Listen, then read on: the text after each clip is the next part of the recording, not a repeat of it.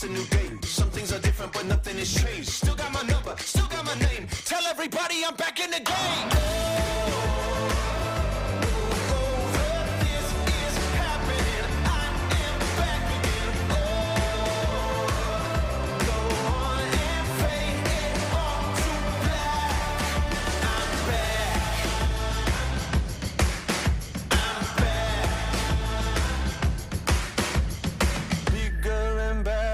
This is my time, faster than ever, hungry and I'm going to come back and take what is mine, bigger and better. It's a new dawn, it's a new day. Some things are different, but nothing has changed. Still got my number, still got my name. Tell everybody I'm back in the game.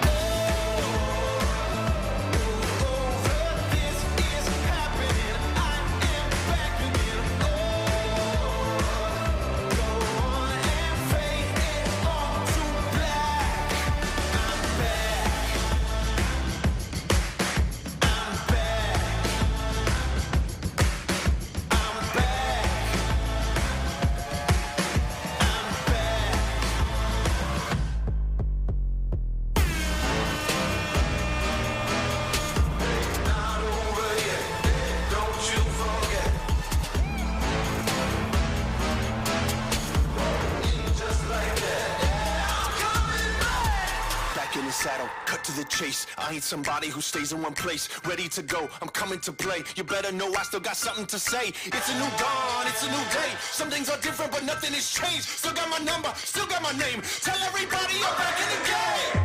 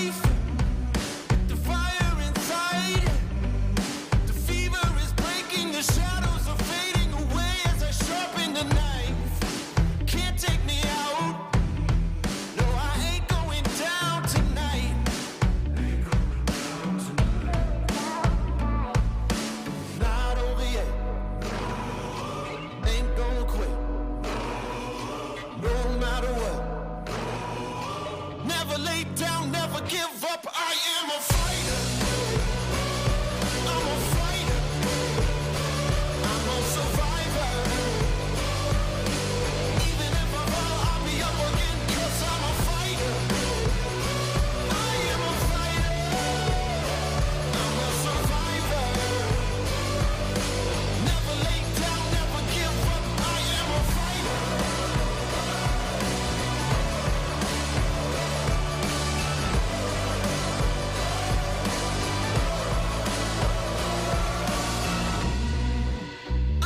Attack. Sky's going black. Sirens are sounding. I'm screaming, I'm shouting, I'm breaking the silence at last. This is my life, and I'm coming to take it back.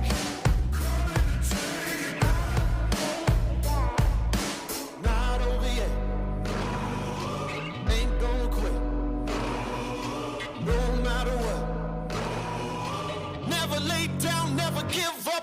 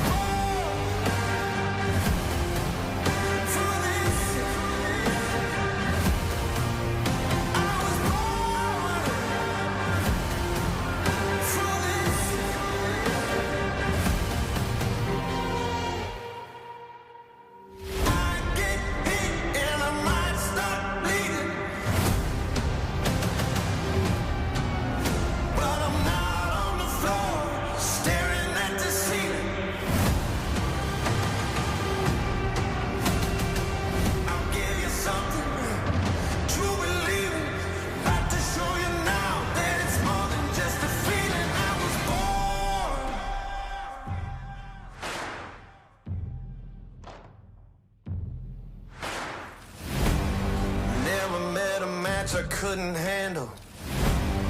No one else could ever hold a candle. Get ready for a battle, 'cause you know that I was born for this. I was born for this. Never met a match I couldn't handle. No one else could ever hold a candle. Get ready for a battle, 'cause you know I was born. I tell you I was born for this. Ain't nothing gonna stop me now.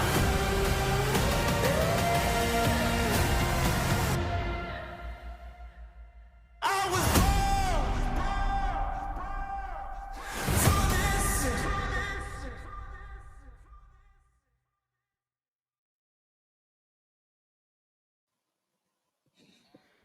Hey, good evening, everybody. We hope you're ready for this. We're born for this. We're your home for sim racing, iRacing on LSRTV, as well as for the radio coverage on the Community Radio Network.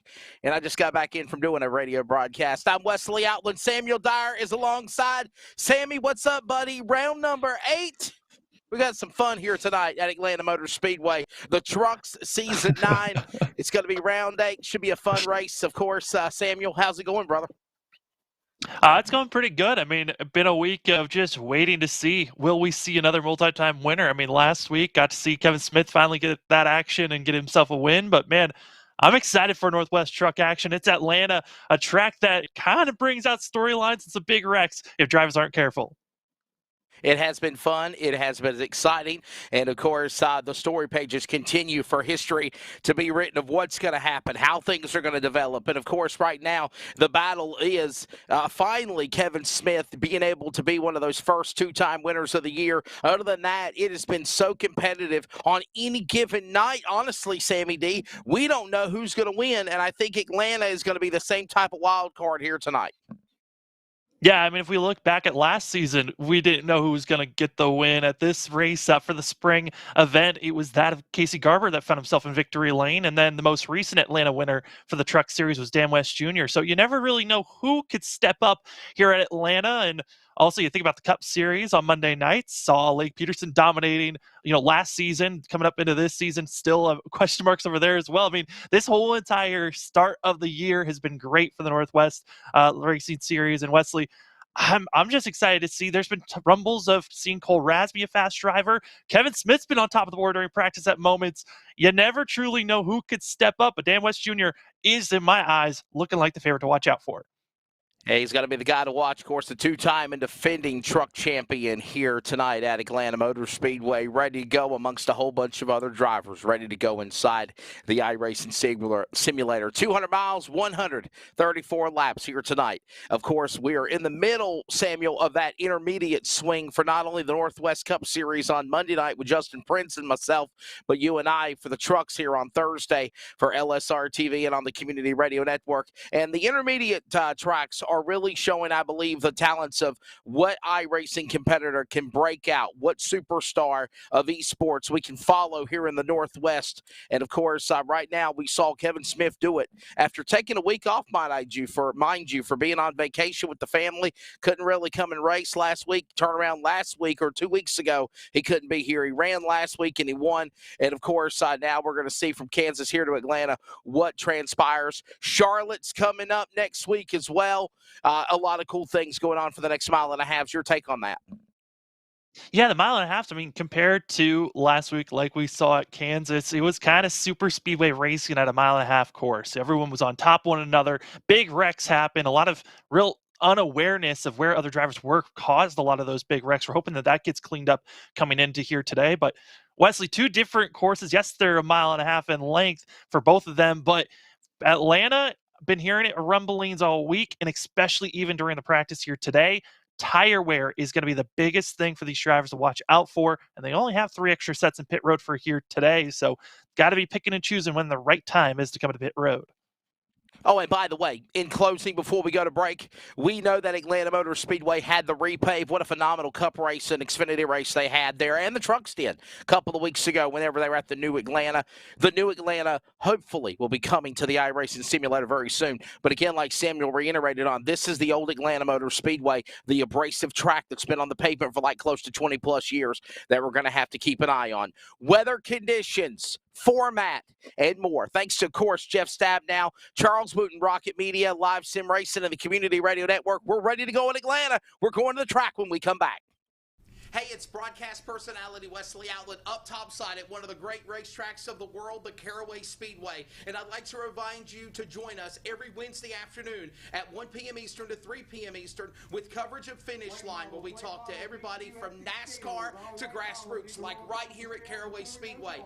Carolina's Fox Sports Radio affiliates, iHeartRadio, and on the Community Radio Network at 87.5 FM. And remember, thanks to Live Sim Racing Productions, you can actually see the guest panel. Ask their questions. Get interactive with us with comments and so much more in our chat box. Finish Line every Wednesday. Join us every week.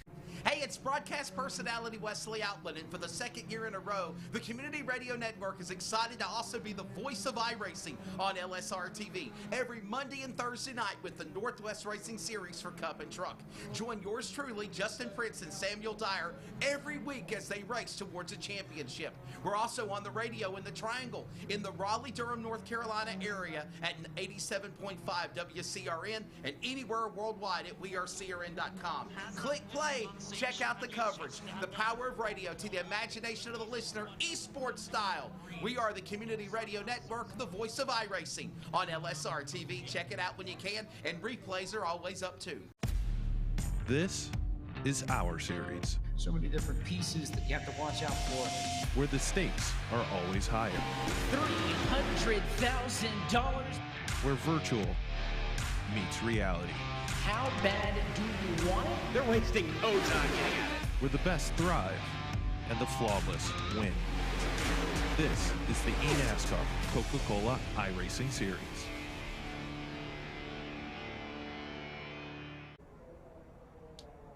Hey, welcome back to Atlanta Motor Speedway. Of course, we're getting ready for the next round of the Northwest Truck Series. Of course, under the lights every Thursday night. The Cup Series is on, of course, Season 3 on Monday, and Season 9 for these guys. Hard to believe, Samuel. Can you believe we're going on a decade with the trucks? We're almost there. I mean, 9 seasons, that's just, there's a lot of leagues that struggle just to make it 3 seasons, let alone think about making it 9, and just showing, you know, the strength of the Northwest Series and the fact that they've been able to make this truck series last this long. Yeah, they certainly have, buddy. Let's take a look real quickly as we look at the race information here. It's practice sessions done. Qualifying is coming up here in just a little bit after the conclusion of the drivers' meeting, and then they're going to go, as I mentioned, 200 miles, 135 laps. This racetrack is a 1.5 mile intermediate speedway. 200 miles is the distance. It'll be taking 134, 135 laps. Just be nice around the track here for the distance. Let's take a look at the ML Performance weather conditions. And there it is, ML Performance. Big thanks to them. Track temp on the virtual sim. Ambient temperature on the virtual sim is 82 degrees. Track temp is 101. Nice wind speed, comfortable at 5. It's mostly cloudy, but honestly, Samuel, I see sun, I see clouds, I see sun, I see clouds. I think it's going to be a big factor to watch here in the race this evening. Yeah, I mean, for the drivers that love the changing dynamic of a track, they love mostly cloudy. For those that are set up for a warmer course or for a colder course, they are not a fan of this mostly cloudy. During practice, this track fully covered in clouds. Actually, the track temp was around 90 degrees. So for qualifying, it is bumped up 10 or more degrees for themselves. It's a complete different beast that now they're handling. So some of these drivers, some of the times that they're putting down, they might be a little bit slower. Others could be finding a little bit of extra speed because they like the loose conditions as Chris White's on track. But for right now, Wesley, this is going to be something we also are going to be talking about during the race, is how the weather conditions are going to be evolving through the 135 laps. So as we mentioned, Kevin Smith, the only driver with 2 wins this year. Let's look at the point standings right now. Dennis Moore, the man at the top of the board. Cole Rass, second. Caden Anderson, third. 15, 30, 43, and 45 back. 47 back, Ryan Bloom, Dan Lowther, the top 5 as we see Chris White, defending Cup Series champion now in the RACE CWR entry Toyota, working around the racetrack. And we'll see what kind of lap he puts down here. And Chris White in this 6, being about a little bit less than a half second off, and now going to be on his cooldown lap, has already put down his time. Going to be 15th currently on the board for the 6. Not the quickest time that we've seen here from Chris White, but I think for Chris White, he's thinking about next week at Charlotte. That's been a track where the 6 has been quick in previous seasons. But here's a driver that's been kind of surprising me, Dean Moore. It's usually been Dennis Moore that's been shining the most from Beaver State Racing, but Dean Moore's been finding a lot more consistency here of recently. And gotta say, Wesley, this 33's been looking fast, but I'm wondering if he can translate it here for qualifying on his first lap. Here is the 33. Yeah, the Beaver State Racing Moore speed entry Chevrolet works his way around the bottom of the racetrack, down to the top side off of turn number 4 through the dog leg to the flag stand. 31.226, 31.226. It's about half 0.514 seconds off the pole. We're going to see he ends up probably in the top 17 there for Dean Moore. One more shot at him, by the way. Cole Raz at the top of the board currently, 30.71 to a 30.73 by the man you said, Samuel, to keep an eye on, of Dan West Jr. from Shelton, Washington, 2-time defending series champion. By the way, what a field of trucks we got here tonight, Sammy D. Close to 35 here this evening, ready to go in Atlanta. Yeah, a lot of drivers showing up. You love to see it this far into a season. Usually in other leagues at this point, we're down to just out of 22 sometimes drivers lasting. And it's always great to see how the Northwest Series always grows each and every season, and more drivers feel like, hey, we got an opportunity still early in the season to try to find a win or just point your way into the playoffs. As Jeff Stab now hoping for a good run here this evening. He's shown some speed here at Atlanta and previous races and previous seasons, and this 24 been working on this setup. Again, this is an open setup league for these drivers in the trucks. For the Cup on Mondays, it's a fixed setup, meaning everyone's running the same setup. But oh no, Jeff Stab now gets out of shape. That's going to be something we're going to see a lot during this race. Cold tires and how they're going to react at turn 2. Yeah, something definitely we'll watch whenever they have drivers with used tires, and then we have drivers come into the pit lane, whether it's green flag pit stops or not, and they have those used new set of tires and how cold they are. Got to let them come to, if you will, for at least 10 laps. So watch now, Stab now, work across, start, finish. That's going to be 24th. He's about midway in the top 25, and he is going to kill her there at the end of his time. Is right now 24th, 25th best there for Jeff Stab now. 32.07, 30.71 fast time. It looks like it's going to be Cole Raz. We've got some other drivers. They better take advantage if they're going to qualify. Clock's going to run out if they don't, though, Samuel.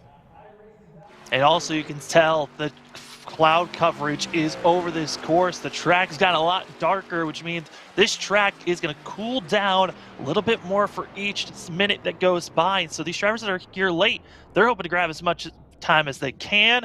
Looks like the 72 of BG Tidrick. And I'm like, I'm going to reset, let the track warm up just one more time and give it our last go for the 72 potentially here as the time continues to dwindle down here, Wesley. These drivers, majority of the field has already put down their times and feeling confident. One of the drivers I'm really surprised hasn't put a time down, Caden Anderson, still has not hit the track, but expected to hit here shortly. Yeah. Got to wonder if he's trying to look at this. Oh, my goodness. And ladies and gentlemen, look at this. Hey, buddy, get in the chair. I think it's Robert Gamble. He's wearing a Bengals shirt, Bengals sweater. There you go. There is all of our drivers. I'm just taking a guess. It's Robert Gamble. Let's see. Pick a driver, any driver. I'm thinking in the middle is John Odenbacher. I think we've seen him before. The cat man is James Vining. I remember the mixer board and the guitar. It's a really cool thing right there, Samuel. Sean Brightsman, without the hat on tonight, is on the far right, I think. Am I correct? Frank Harris is on the bottom to the right, in the middle beside Odenbacher. There's Frank Harris. He's changed up his camera angle tonight, Sam. You'll know ashtray or cigarette around his cockpit. I'm guessing the driver that we're just seeing their sim box as well as their steering wheel. I believe that most likely, just based on how last week went, I think that's probably Kevin Smith that we're seeing there. Maybe. And is that Jeff Stabnow to the far bottom? Is that Jeff Stabnow? He just doesn't want to have his face showed?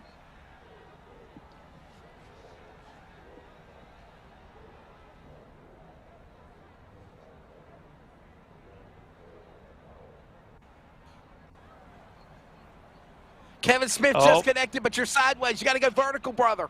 You got to go vertical. Look at this. Holy cow, people. We hope you're enjoying it. Hit that like button.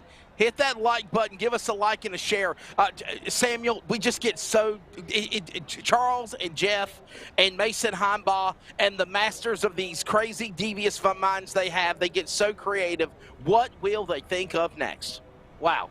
I mean, the producers just make it fun for us up in the booth. We just get to talk and watch these drivers put on a show. While the producers, they just get more and more fun on also letting the drivers have their own interactions. But Wesley, they're starting to go. It's almost race time here in Atlanta. It certainly is, my friend. Cole Raz, 2 wins in the Cup Series, and now will he be the first driver to join Kevin Smith with 2 wins this year in the trucks? He's on the pole, fast qualifier to the outside, defending 2-time series champion Dan West Jr. Your pick, you said, to keep an eye on in 55. Row 2, Tyler King, 21 to the outside. Stephen O'Hare in the 41. Row 3, by the way, starting lineup presented by Team 126 Racing. Kevin Smith, 2-time winner this year, Richmond, and last week in Kansas. To the outside, Dan Lowther, the legend, in 63. Row 4 on the grid, James Vining, the Cat Man. You seen him? Go Vikings. Actually, go Seahawks, actually. 333. To his outside, Dean Moore in the Beaver State, 33. Round out your top 10. Briar Reynolds in the 12. Dennis Moore and Samuel, the points leader, right there. He'll start 10th. That 44 has been looking strong, especially on the long run, but a driver that's looking to secure a great finish, it's Toby Ritters in the 23, who's been staying consistent here of late, with that of Ryan Bloom in the 25 to his outside, ARCA champion of last season. You also got Carl Burke in the 53 for row number 7, as well as Paul Noon in the 27, going to be to the outside. Row number 8, going to be finding ourselves with John Ottenbacher, our Daytona winner this season.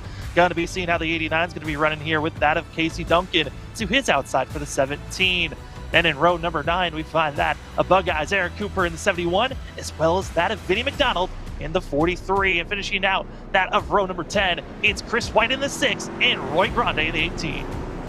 Row number 11, gonna find Frank Harris. You were on board with him earlier in the 11 to the outside. Troy Daggett in the 51. Row number 12 on the grid, we'll find Robert Campbell. You saw a camera of him for the Bengals. 54 to the outside, Dana Rogers in 07. And row 13, Jeff Stabnow, Billings, Montana native, and the 2000 Cup Series champion for the Northwest, Sean Brightsman in 46. You saw him on camera earlier. Caden Anderson in 37 did not take time. Neither did Kenneth Garber in 94. And round out your top 15, Angel Ortega in the 68, followed by B.J. Tendrick. There's your top 30. And our last 3 rows going to be that of Ray Forner, as well as Ron Hunter in the 22 for row number 16. Row 17 going to be Scott Hutchison and Tyler Kim in the 30. And finishing all the way in the back, shotgun, it's going to be that of Chris Kamarick in the 15. Mostly cloudy conditions as the field gets ready after the pace laps to take the green flag. The lights are off on the Ford pace car. The pace car will get ready to drop onto the pit lane here at Atlanta Motor Speedway. We're ready for the official start. 200 miles, 134 laps, strap in. It's time to get hot, Atlanta, in Atlanta. Truck, yeah. Green flag, yeah. We're racing, yeah. Turn, yeah. Goes to Raz on the whole shot to 1. Raz is looking strong, and for Cole Raz, he wants to be leading this race. Wesley, if we look at the trend from last season, it was the driver that led over 100 laps that found themselves in the victory lane. Casey Garber led 120. Dan West Jr. ran 112 laps led, and both those drivers found themselves in the victory lane. But battle for second, contact is 55. Contact with Dan West Jr. drifts up the racetrack. Stephen O'Hare onto the clutches of the bottom. Watching them as they work their way back around into the corner. Raz, King, O'Hare, West, and Smith, top 5. We're underway. Opening laps, we're on lap number 2 of 135. Long way to go in this event, and right now Raz will stick it to the lead. He's on the bottom of the racetrack. Tyler King, Lowther jumping out of line on the points leader, Dennis Moore. Dean Moore right behind them as they come to the tri-oval. And watch out for the second place position. It's going to be teammates Tyler King on the outside for the 21, and that of Stephen O'Hare going to be to the inside. And for that 41 machine, he won at Las Vegas. Close and similar on the path of the tire wear for these drivers to watch out for. In this 41, he wants the lead now, side by side for the lead with that of Cole Raz. And you watch him now working off the corner out of turn number 2. There goes O'Hare, new leader. And now Raz falls to the clutches of the pack, kind of like a draft, if you will, on the outside lane, hung out to dry on the bottom, and who's going to let him in? He still can't find nobody to let him in. King won't let him in. Neither will West or Smith or Reynolds. And now they fan out now 2 by 2 as here comes a truck going to work with him, and Odenbacher drops down below the apron off the 2. Odenbacher getting loose, coming from that team LSRTV. Same setup that we're going to be seeing from that adjust stab now. And others is, oh no, it's going to be that Dan Lowther off into the wall. Heavy damage for that 69 machine. And all the while, the race rolls on. Green flag stays out. 535 laps here in Atlanta as they work their way off of turn 2 to the back straightaway. O'Hare staying in that top spot. How long can he hold on? West the second, King third. Looking up the racetrack. James Vining trying to go after Smith. On board with the Catman on the bottom right. You see him wheeling and dealing, Samuel, as he's right now in P5 as they go to 1. Yeah, and a good shot that we're seeing from the onboard cam for that of James Vining, getting a sense of what the drivers see when they're in their cockpit. And there's going to be Ruckin it further back, Wesley.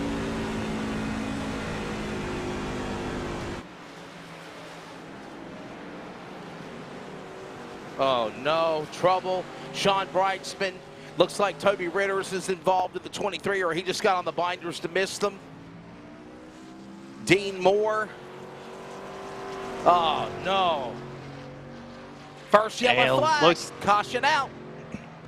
Yeah, Ryan Bloom and Dean Moore are going to be the drivers to watch out for. And Wesley, this is kind of what we expect here at Atlanta. Drivers going to be heavy contact, free wide. Going at turn number 2, and the 25 just drifts up, and there's nowhere to go. Almost barrel rolling was the 25, and Dean Moore, hard contact for himself.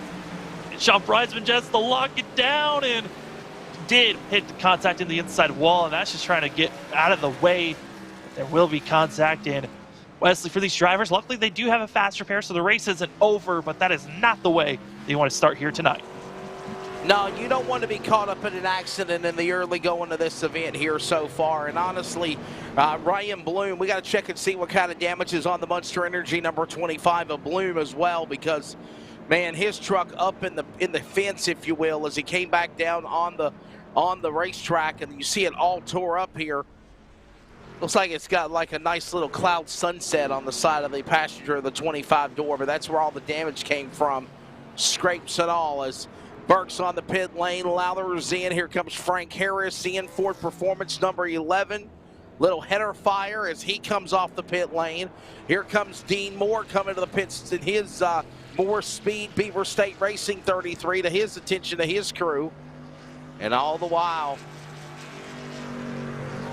well, you know, Samuel, it's only, what, 7 laps in? This is the ingredients of what you would see in Atlanta, probably in the early going. Oh, yeah, this is usually what we see. Drivers trying to get aggressive early on, gain as many positions as possible, and then the middle portion of the race can get into a green flag racing action, potential of green flag pit stops, but it always seems like the first quarter of an Atlanta race is chaos of everyone's trying to figure out how everyone else's racing styles are going to mesh with one another. And then we get that peace stage, and then it gets chaotic once again in the later 30 laps. Some of these drivers coming to the pit lane, obviously, to take on fast repairs. Some to just check and see if they need to go on the damage clock to try to make some minor repairs. Because, as you had mentioned earlier, Samuel, you only get that one fast repair. By the way, lights are off on the pace car. We'll get ready to go back to green next time by. You do not, for the most part, want to end up using your fast repair 10 laps into the race unless you absolutely have to. Yeah, and I think there could have been also some mistakes for the drivers that came into pit road. Toby Ritter is one of the only drivers expecting Ryan Bloom, once he's done with this tow, as well going to be using a fast repair. Those are the only two drivers. Everyone else has gone with manual repairs. But Toby Ritters also took a set of tires here early on. That's a risky call from the 23 and could have been a mistake of misclicking, because you can click on and off if you want to take tires. Only 3 extra sets, and now Ritters has only got 2 sets to work with from here on out. Nicole Bryan photo, American touch-up, more speed, number 41 entry of Stephen O'Hare, ready to bring the field back to the Geico restart zone. Dan West Jr. alongside Tyler King on row number 1 and the inside of row number 2, followed by Kevin Smith, winner last week at Kansas, and of course in round 2 at Richmond, James Viney, of course, also in the top 5. Here they come. Back to the restart zone. O'Hare will have the opportunity to send it off in speed. They come to the green flag. We're back underway as they go on the restart for the first time into turn number 1. And look at O'Hare, power away from West on green and 2. Yeah, our top 5 able to really pull away. James Viney, an extreme wheel spin on the launch on that restart. Almost caused a complete accident on the front stretch. Luckily, able to hold on for now. It's side-by-side racing. Our 2-time winner this season, Kevin Smith, trying the outside here on Tyler King for 3rd. And work on King. Smith will drift up in front of him. Now come back down on the bottom as they work their way back to turn number 1. Smith 0. American touch-up entry, teammate there, of course, to Stephen O'Hare, Tyler King. Down the back stretch we go. We're 10 in, by the way, Samuel.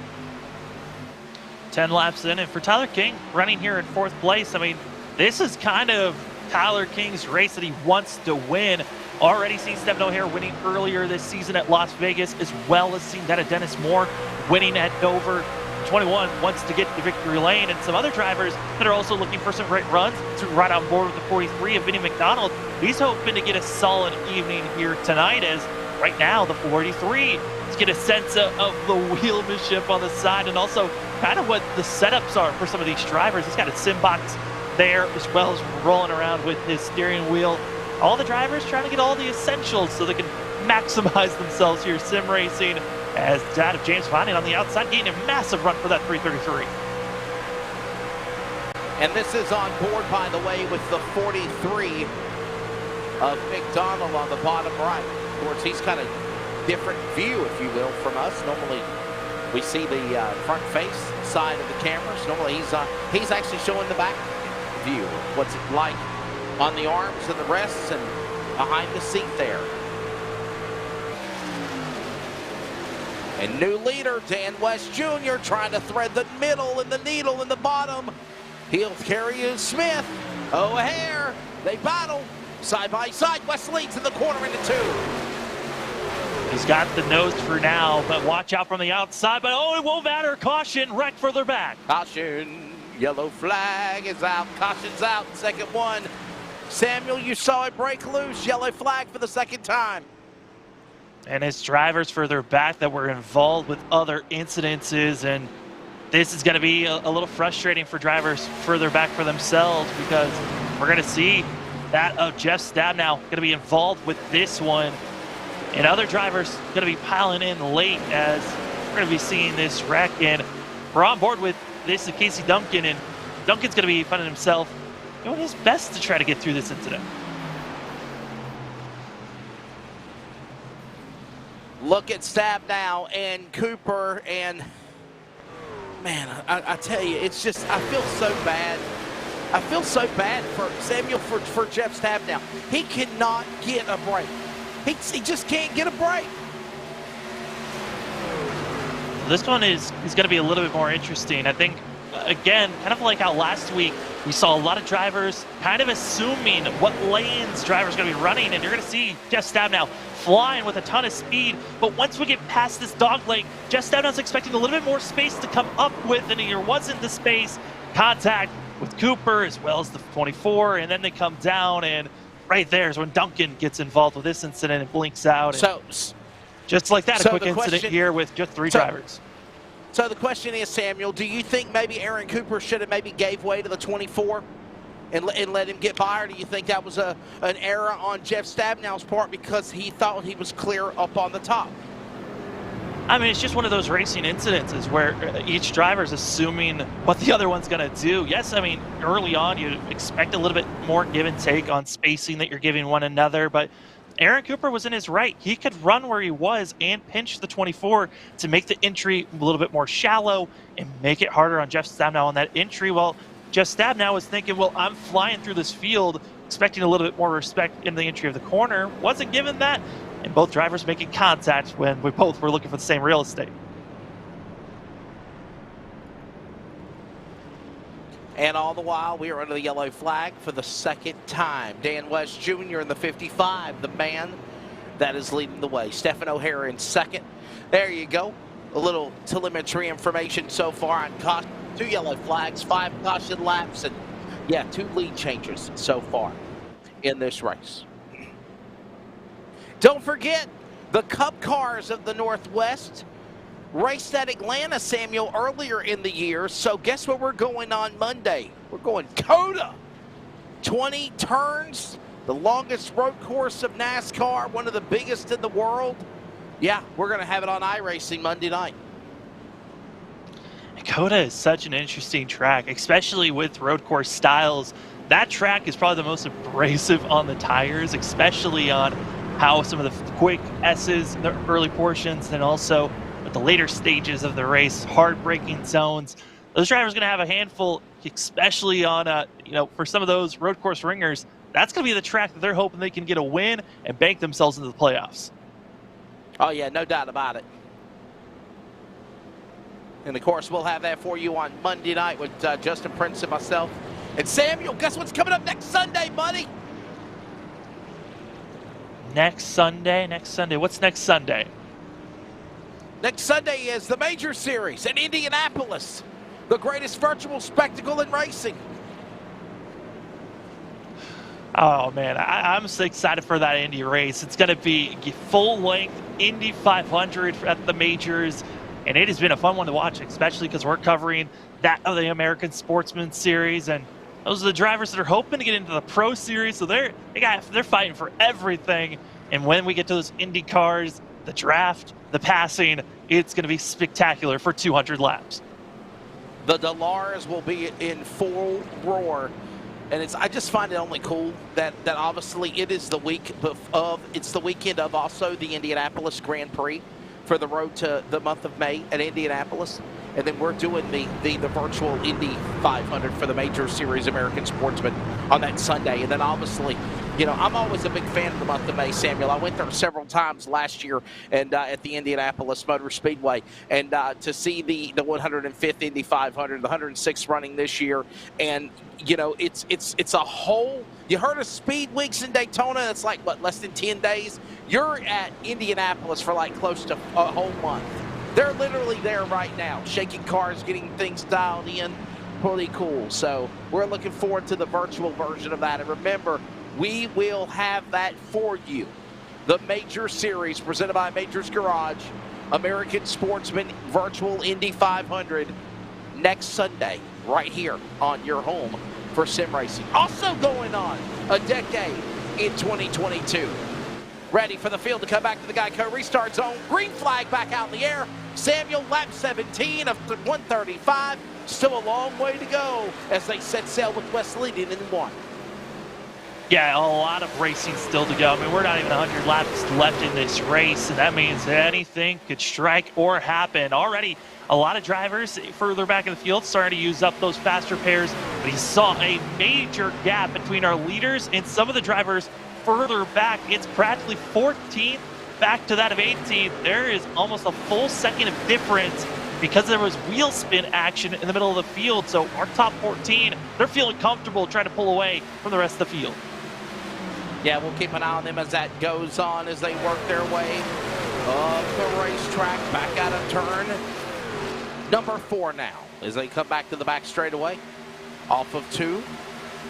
Little slide, little contact there. One of those trucks, a couple of trucks in the back, and they hold it together. Look at Anderson. Anderson under attack now. This is with White.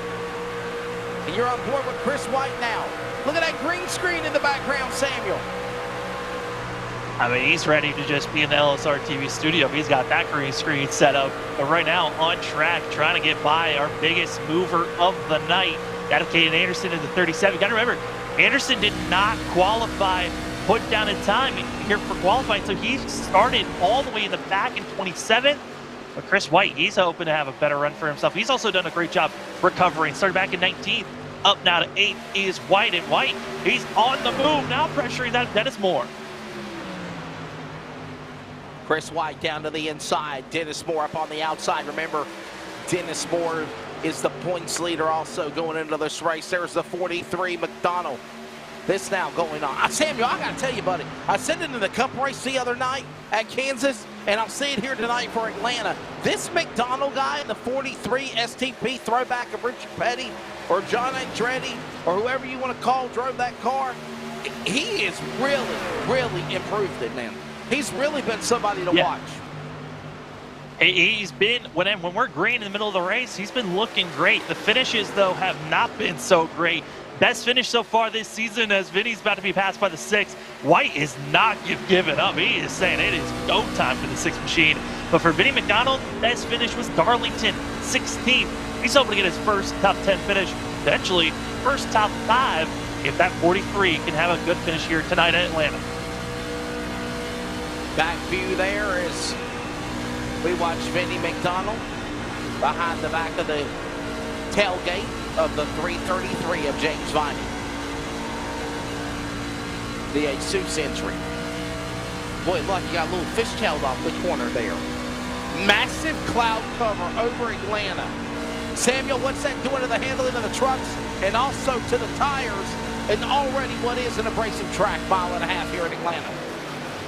Yeah, when you're seeing cloud coverage, it's allowing the track to cool off. About each minute that goes by, it can cool off by 1 degree or more. So these drivers, they're hoping the cloud coverage can stay over this track because when the track's hot, especially with the longer the run goes on, the looser these trucks want to get. And sometimes if they're too loose on the entry, they can push tight on exit. So the drivers are hoping that they can find themselves a sweet middle ground where they're not wearing and tearing on these tires. But like you note on old track surface, the abrasion on these tires are going to be massive. That was a big thing that I was hearing from the drivers, was a lot of front right rubber just being torched. And by the time that they would put 30 to 40 laps on these green flag racing on these tires, they were getting close to almost blowing up. So they have to be aware of when we get close to when drivers come to pit roads. Oh no, Camary into the wall.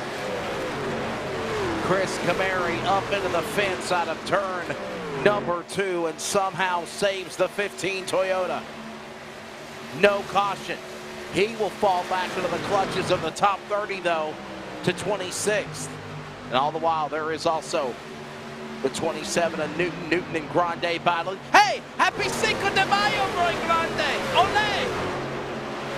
Hopefully everyone is having a good Cinco de Mayo for themselves. And man, I mean, Taco Bell machine hoping for a good run here tonight. Currently running in 12.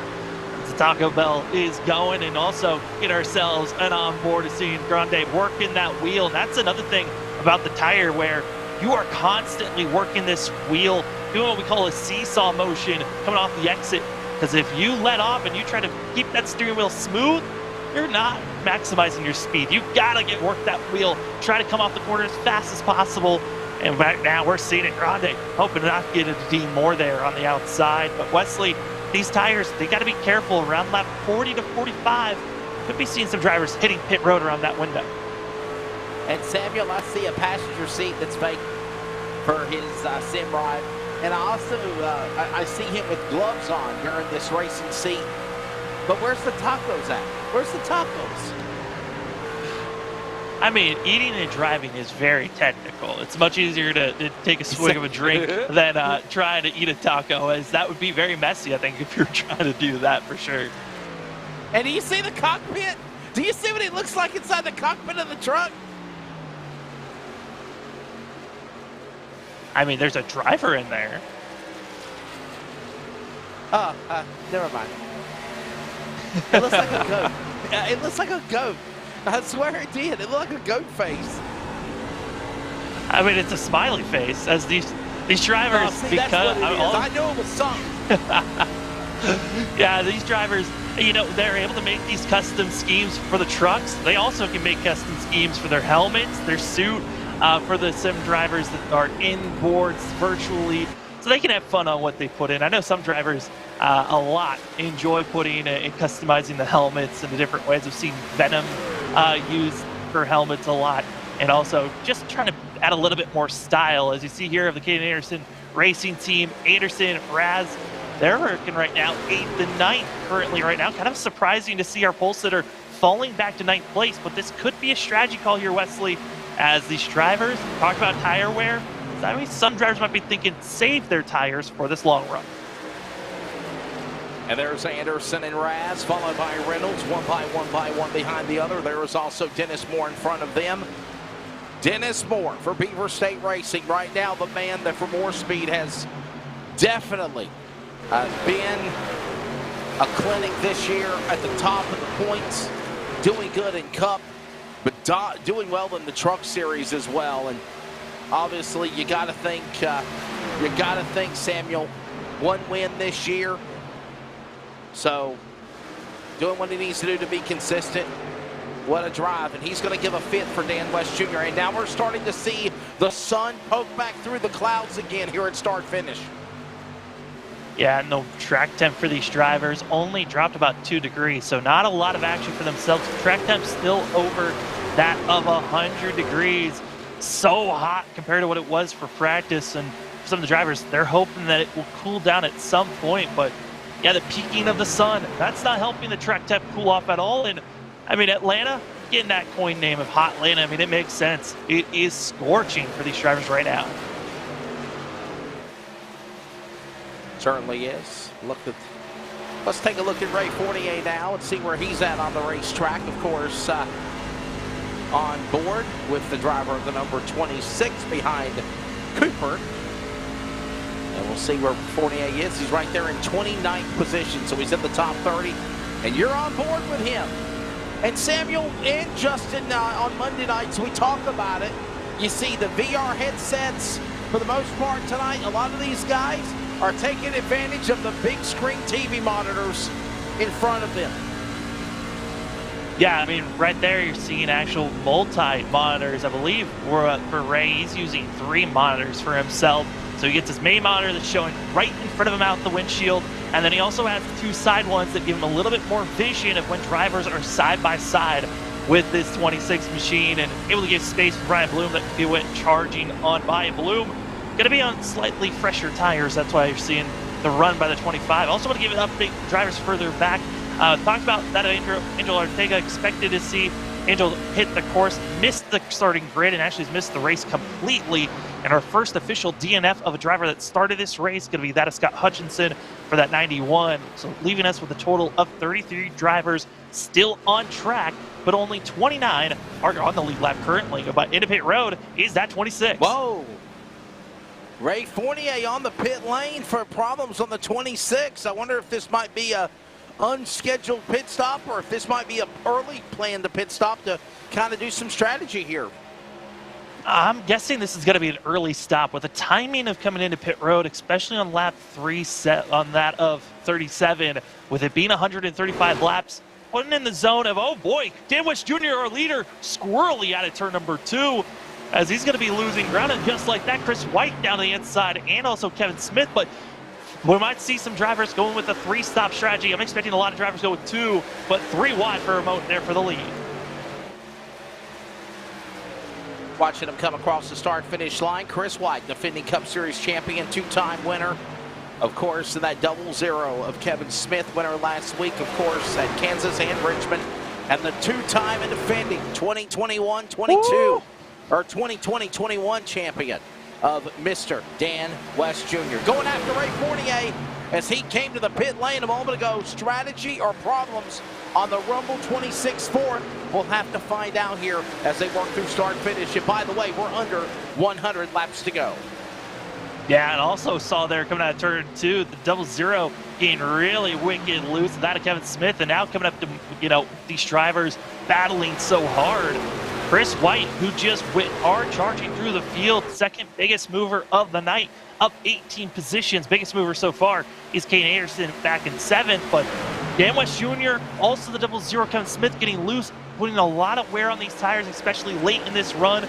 That's going to be a factor to watch out for Wesley as the 00 gets loose once again on the exit of turn 4. We're past the top of the hour.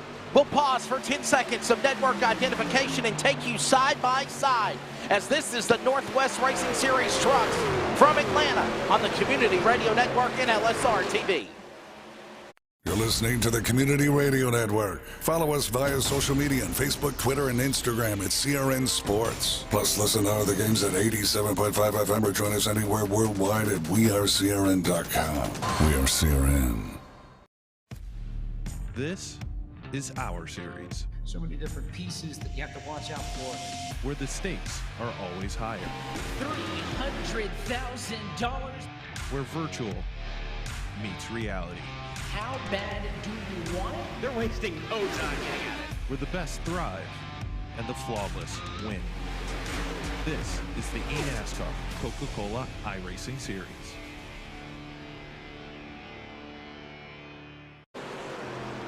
We're back here in Atlanta, and we've got a caution flag, Samuel, for the 3rd time. You saw it break out. Yeah, this is, it's going to be Ron Hunter and John Ottenbacher going to be the 2 drivers bringing out this one in kind of a similar spot where we saw that of Aaron Cooper and as well that of Jeff Stabnow earlier on, but this is a more odd one. Watch out for the 22. Gets into the outside wall, and at this point, out of control. Ottenbacher tries to get out of the way, but hard contact for the 89. You hate to see that for Ottenbacher, driver that was hoping to not have to utilize a fast repair. Gonna have to use one. Blown engine goes to that 89, and also for the 22, gonna be a blown engine. But luckily for both, they still have a fast repair. Can we just say when it rains, it pours? I mean, seriously, Hunter can just not seem to catch a break. Yeah, that's kind of an odd place to find himself getting into the wall, but this now, he's right around the zone we were expecting pit stops. So now everyone's coming in. Yeah, the cavalry is coming into the pit lane. We had a feeling that pit stops might be coming. Here comes O'Hare, here comes White. All these drivers coming in for service right here as we're on lap 43 of 135. You would say this caution would put us right back on schedule, would you think, Samuel? I mean, this is a little bit earlier than I would like to come into pit road. I think for the majority of these drivers, they were looking at that of lap 45 to 47 was their window that they were hoping to turn this race into a 2-stop or even push it out to lap 48 to 50 if they could because of the amount of caution laps that we had. So it's a little bit sooner than some would like, but this is close enough to the window where if we do stay green, we should be able to make this race at least on one more stop. Only fitting we come back from doing network ID at the top of the hour and commercial and the yellow flag comes out. So we should have just waited about another 3 more laps and then we would have been able to take you to the caution flag. But hey, you didn't miss a thing. Side by side, of course. You've seen all of the multiple cameras. Ain't that cool, Samuel? 9 cameras, 8 cameras all at one time. Seeing all these guys at work. Here's Aaron Cooper coming out of the pit lane. Dean Moore. Or seeing the wall of drivers coming in. Aaron Cooper stayed out trying to lead a lap for himself. So interesting call from the 71. But the rest of these drivers are coming in all were a lap down. So trying to get themselves back in situated. But Aaron Cooper, see if the 71, how much damage can get repaired after you can see those scrapes on the right side of the 71 machine.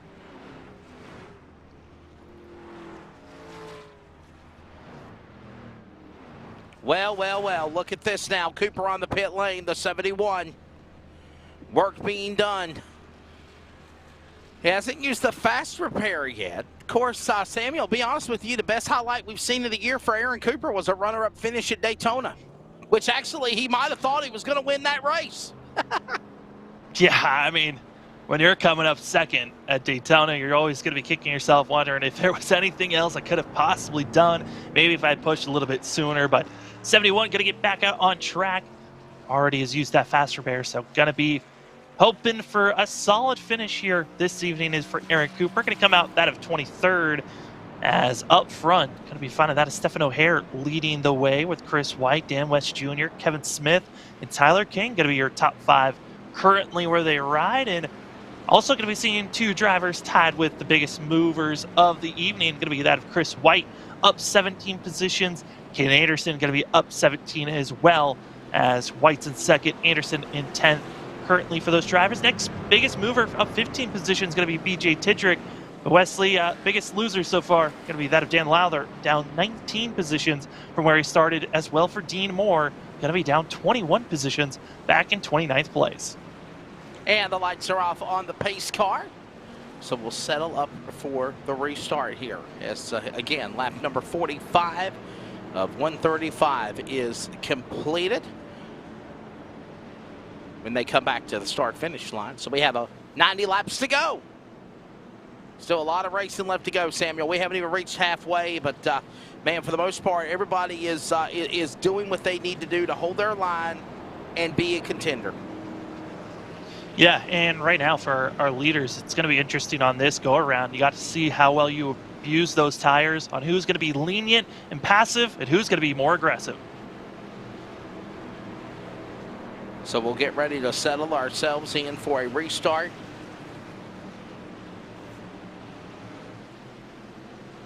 Coming to the Geico restart zone. Lights are off on the pace car. Ladies and gentlemen, O'Hare and White will be ready to set them back here to a green flag. Cloud cover back over Atlanta as they reach start finish. Back underway, the 41 powers away from West, powers away from King, and White, and Smith, and Raz. 5 trucks shake up for second off of turn 2 on the restart. That was a dismal start for the 6. Complete wheel spin, wasn't able to get through the gears immediately like the inside lane did, and just like that, Chris White going from 2nd back to 4th, and honestly hurting that whole entire outside lane. 6, we did see Chris White will come through this field very quickly, wondering now if he's up front, if he's going to decide to be passive here for these first 15 laps on this run, and then finally attack on lap 60. All the while, they work their way back around the racetrack out of turn number 2. A little sideways there, behind in the 5th and 6th spot with Smith and Viney. Some company there on the bottom with Raz. Raz falls back to 7th. Reynolds behind him, Vining up on the top shelf now as they work off turn 4. Excuse me, coming through. White looks to clear the way. He goes after West, and while that goes on, this battle heats up again with going to turn 1. And right now, watching the 33 of James Vining, we're already rolling the outside lane. That's kind of an interesting moment. Usually we see here at Atlanta with these progressive bankings for these drivers on the fact that you might think about staying down low early. You see how much wear and tear you're going to put on those tires, and then once the wear comes in, you start to move higher and higher as the tire wear degrades. But right now, I gotta say, for that of James Vining, he's decided to stay high, trying to be that first truck that really finds that speed here on this run.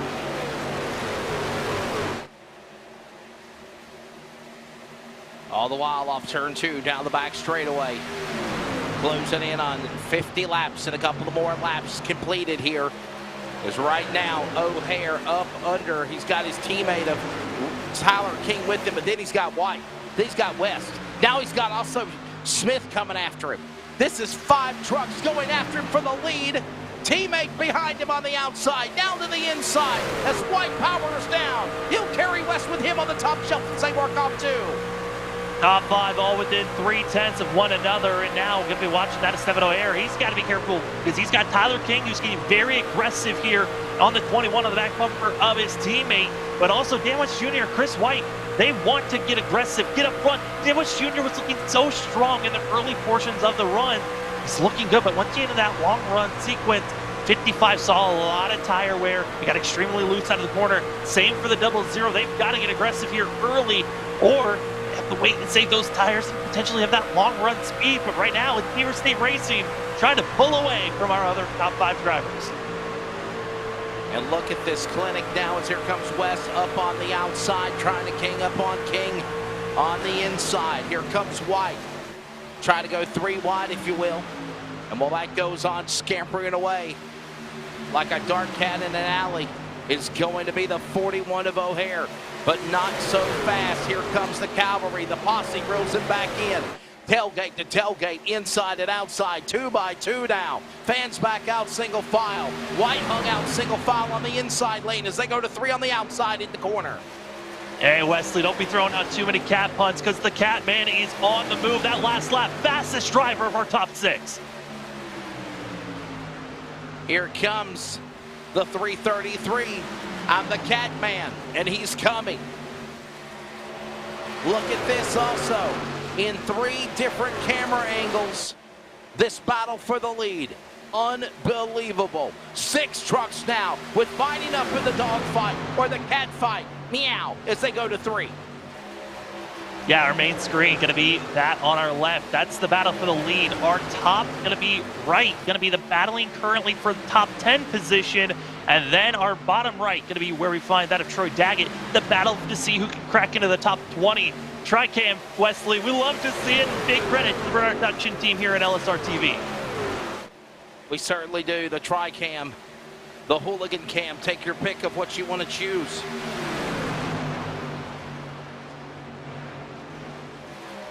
Working off of that corner out of turn number 4. Here they come back into the dog leg. White to the inside. King is there. And all the while, teammate and teammate, 1 and 2, but White's got to be ready to do something. And here's something to think about, Samuel.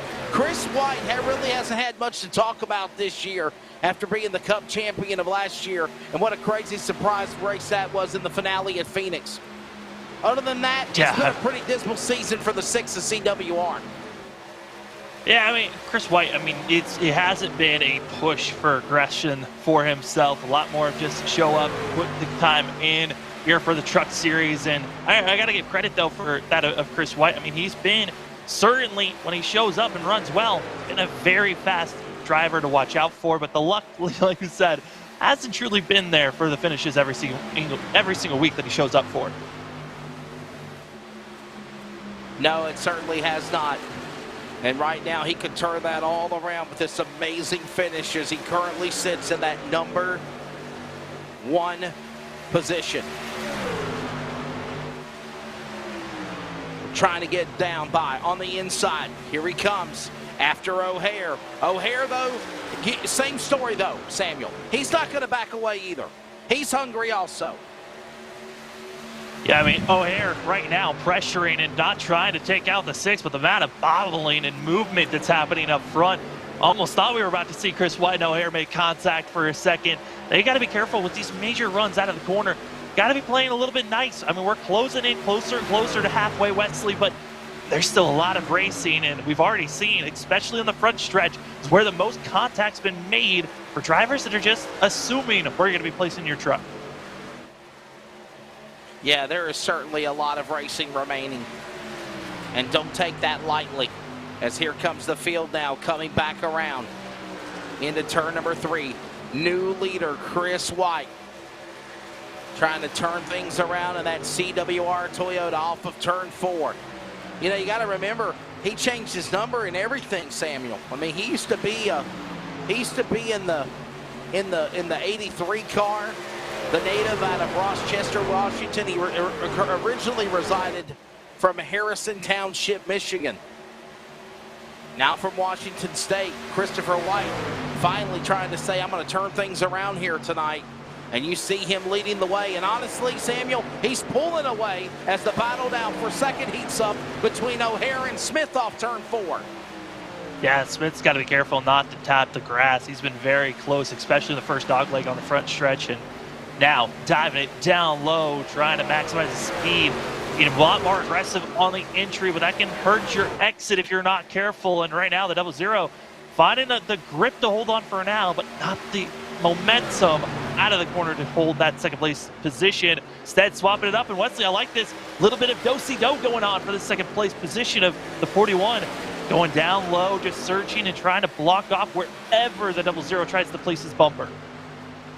I like how you call that do-si-do here in the cloud cover, as we are also coming up here in about 7-8 more laps on halfway. For the most part, Samuel, a pretty comfortable race. Let's look at the race analysis on the bottom left of the monitor. So far in this race on the summary, look at this. Only 3 caution flags for 10 laps.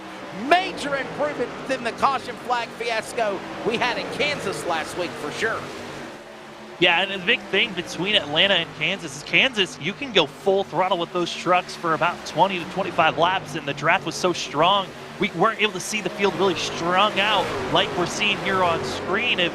So our leaders, our top 6 are all on top of one another. As Smith, he's starting to see that wear and tear on those tires. He's losing ground now. He's going to be seeing that of Tyler King to the inside of that of Smith and pushing back that 00 machine. But the major difference is the fact that these drivers now have major tire wear. It's making these drivers be more split up. They're not running over one another as much as we saw last week. Yeah, they certainly are. A lot of respect being given by a lot of these guys, a lot of patience, if you will. Kind of question some of that in the early going.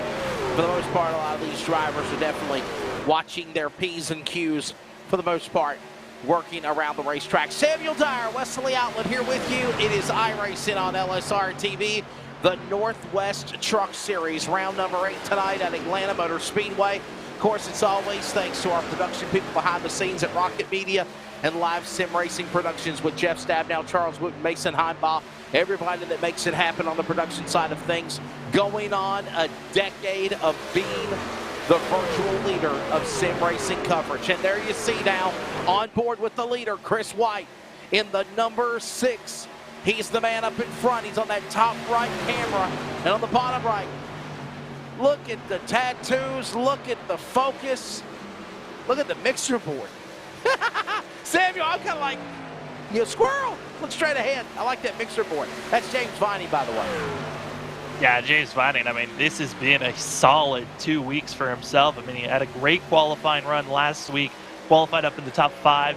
And then here today, the 333 qualifies 7th and running in the top 5. He's been just outside for the majority, but Danwich Jr. having tire issues, falling backwards. The 333, though, he's moved up into 5th, and this is going to be kind of a surprise for a lot of these drivers because James Vining, he has been putting down consistent lap times of our leader or even better lap times, showing that he's been a lot more patient as to get the thumbs up from our leader of Chris White. I think he just knows love we're the fact that he's up front. I think he knows we're talking about him. I got you. Well, he just gave us a thumbs up, so it's pretty cool. Yeah. James Vining, of course, you see also as we get ready to come up on halfway, Samuel, you see the 2 different driving styles also that we saw. Look at the way James Vining is at 10 and 2 on the steering wheel. And then, of course, Chris White, for the most part, driving with his right hand. His left hand, I guess, is in the shifter, where the shifter, is, or he's just resting it comfortably. For the most part, different driving styles, for sure, is the way these guys race, too. Yeah, I mean, mainly this is the virtual end of things. So drivers sometimes have different mentalities on how they want to attack. Sometimes they get in such a comfortable mode where they can just drive around with one-handed and feel at ease driving around here at all these different tracks. There's some tracks, though, where drivers have to have both hands white-knuckling, driving their way through and holding on to dear life. But, yeah, I mean, it saw a little bit of difference for sure there between Vining and White, and both up in the top 5. So, Wesley, I mean, this is certainly looking good. And as well, Frank Harris coming into pit road. I don't think that was a scheduled stop for the 11, but certainly for the rest of the field, they're going to be thinking around lap 90 whenever they're going to come to pit road. Yeah, I think we certainly will be keeping an eye on that, watching that as Chris White is currently the man out in front. And guess what?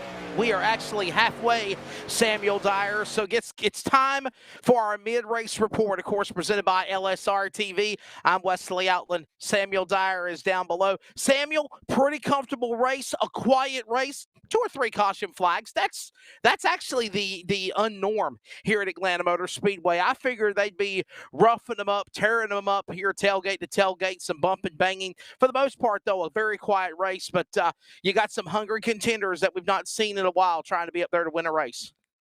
Oh, absolutely. I mean, for Chris White, he hasn't shown up for every single race that comes around.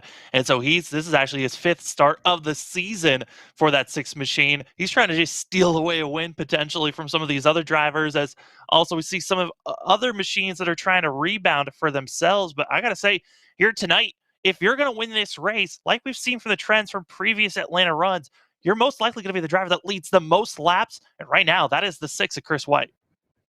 Yeah, we're watching all that action right there to side of us, and you're seeing Toby Ritters now get up in the dogfight along with Dean Moore and Ryan Bloom. Some guys that had some problems earlier in the race. They're starting to now show their strengths along with after their weaknesses. And again, any given time now, Samuel, and we've said this on Monday night with Justin in the Cup Series, the same with you for the last 7-8 weeks with the Truck Series. Any of these guys can win, and that's what I love so much about this year's Northwest Cup and Truck Series competition, because there is literally not one team or two teams that we've seen in years past that when they show up, they're going to light it up and they're going to be the ones that win the races. Now everybody's got a shot to win here.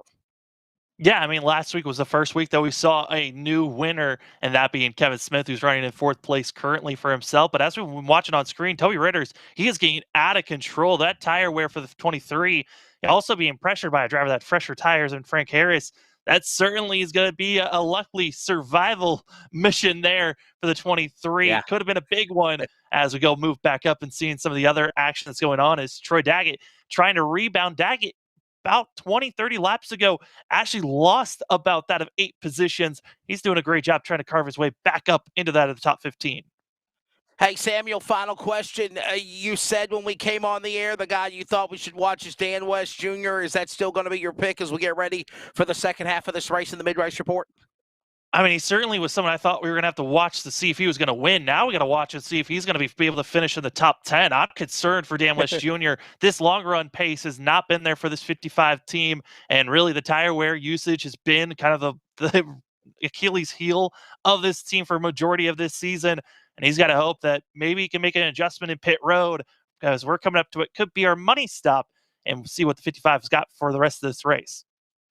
And I'll tell you my pick, the one to watch. I think tonight could be the night. 21, the orange, Tyler King. Somehow, some way, some things happen.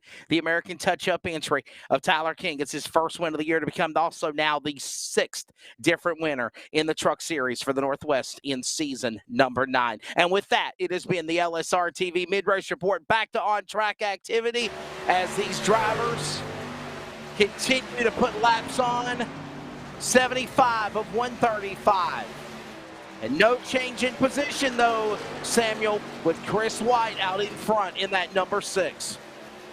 Yeah, and right now starting to see a little bit of shifting, though, of drivers in 5th. Cole Raz able to now move up to 5th place. James Vining losing ground. And Cole Raz, as well as Caden Anderson, watched in the first 20 to 25 laps. They were being extremely careful on these tires. They did not want to get aggressive with them. I'm looking at their pace that they're putting down for the 10 as well as for the 12 and the 37.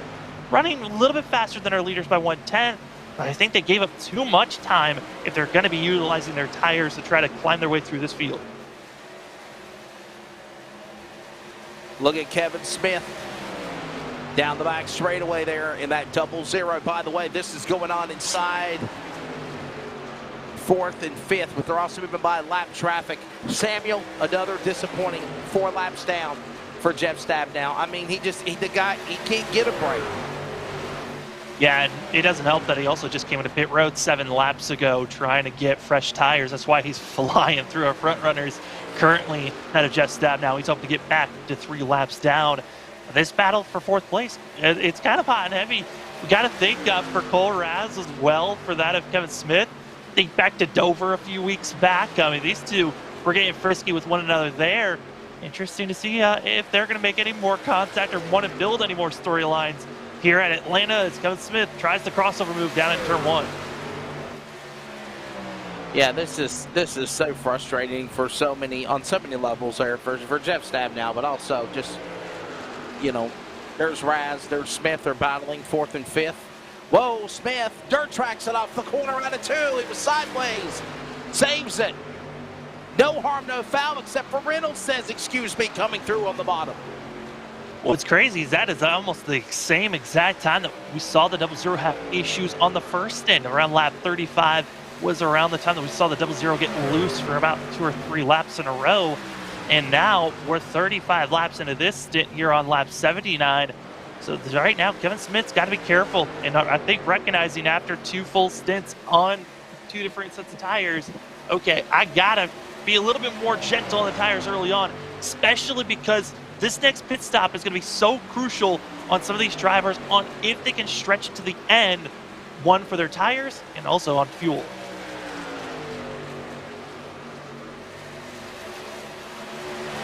White, O'Hare, King, Raz, Reynolds, top 5. That's the way they stand as they work their way past the start finish back to 1 and 2. Down the back straightaway, King up on the outside lane. Here comes Anderson. You know, Samuel Anderson started mid-pack, way in the back of the 30-plus positions, but he's not letting that bother him now. Look at him start making the climb here in the top 5. He's there. Yeah, and Anderson, this is the second time that he's had to climb his way up into the top 10 for this 37. He's done it before. He's going to try to do it one more time. And big thing was that last time that we saw Anderson coming to pit road, kind of was off sequence compared to the other drivers, and so pushed the 37 back. And as well in the last restart, he was caught up in that Chris White wheel spin action on our last restart that pushed that whole entire outside lane and losing about 3 to 4 positions and more, as well as being patient on the tires. Just was a recipe for losing time and ground for the 37, but now recovering, coming back to try to follow that of Raz and Reynolds. But watch out for Harris.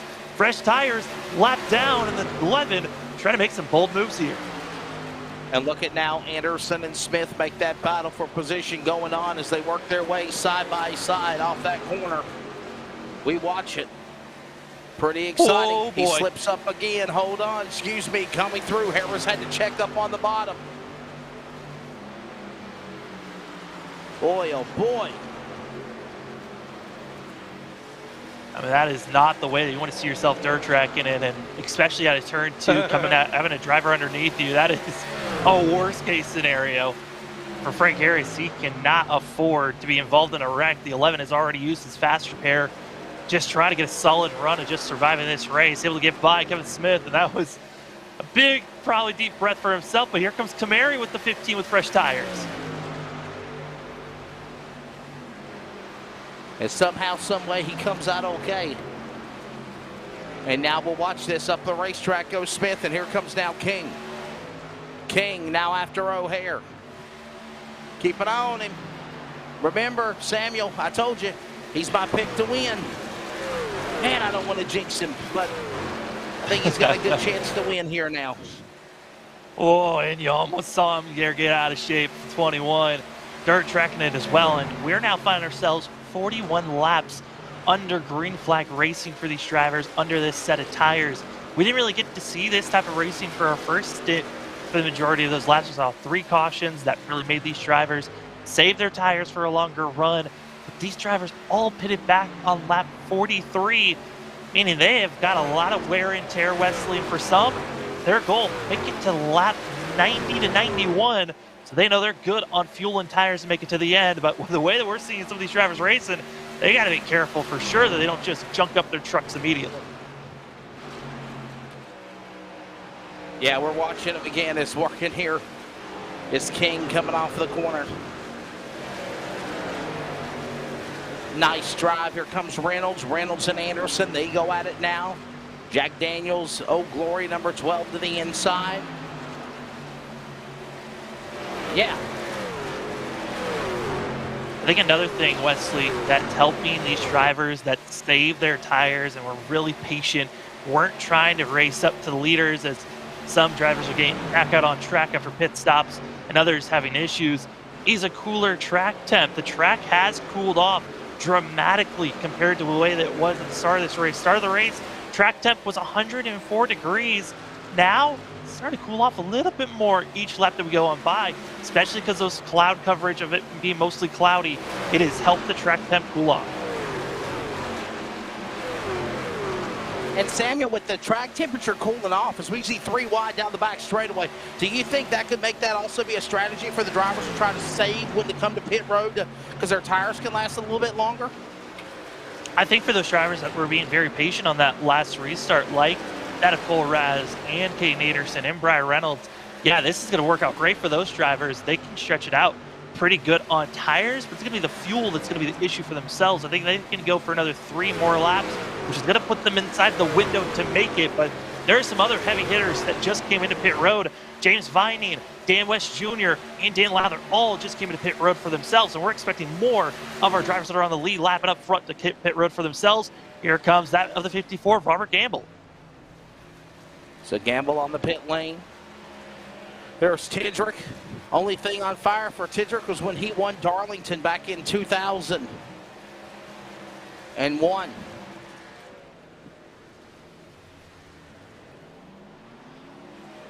Watching him. Actually, I thought, well, actually, it was actually in 2000 with the pandemic.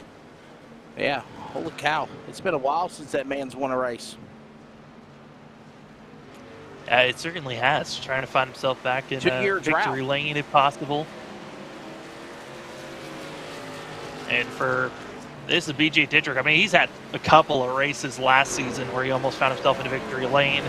Here tonight, kind of in a survival mode for the 72. Also used his fast repair on that pit stop. That's why we saw the scrub marks on the right side of the truck, then clean up and be a complete new truck. That's what a fast repair does. It gives you a brand new truck.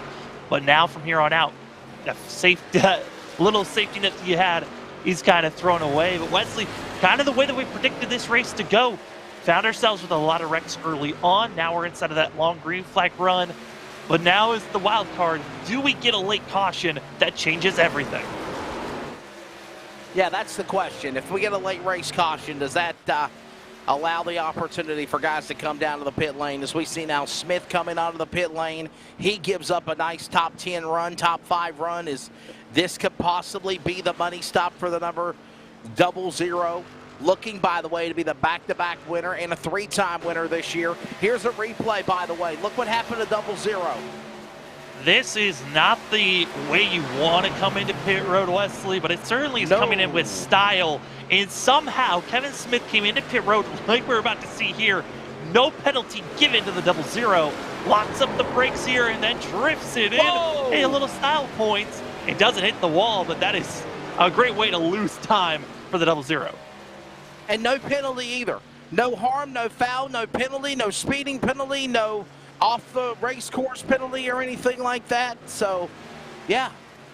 Hey, by the way, Samuel, that's what it's going to be like in the All-Star race at Texas. Remember, they're bringing the fast pit stops and fast entering the pit road and putting the pit crew back into it to determine qualifying for this year. I think that was one of my favorite events, watching them have to fly down pit road, get into their boxes, see the pit crews get in the mix of things, and then just taking off. I loved that event back in the All-Star times, and I'm happy they're bringing it back. So one of the All-Star races I got to announce it. Now, that was the night that I think it was Kevin Harvick when he won. Him and Harvick and I can't believe it was Harvick and. So anyhow, they wrecked in the tribal grass, and they got to pushing and shoving with one. I want to say it's Kevin Harvick and Joe Nemechek, if I remember correctly. It was the All-Star race, but that was also the same night where the previous night where they ran the truck race. As we understand, King is coming on the pit lane, and is Smith with a trouble again? Smith's with a problem. Smith. He spun out. Smith, just miscommunication between himself and Briar Reynolds, and the 00 getting clipped and finding himself being spun around. And some other drivers also frustrated for themselves, as into pit road is going to be Cole Raskin Anderson taking the lead. The 333 over the radio seemed very frustrated for himself. And there's a lot of drivers that are getting mixy on the backstretch currently as our leader comes into pit road. Yep, Raz gives up the top position, gives it back now to his super friends, as Justin Prince calls him, Caden Anderson, Cole Raz. And they come to the pit lane now. Anderson now the man out in front, but that won't last for long, as now he comes to the pit lane to give up the lead. Dennis Moore will now cycle around as the new leader. Will he come to the pits? Yes, he will. And so will Sean Breitzman, who had problems earlier in the race.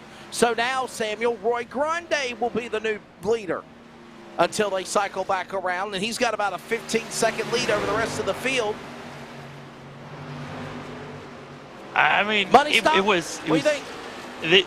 This is the money stop. This is potentially the last stop for these drivers.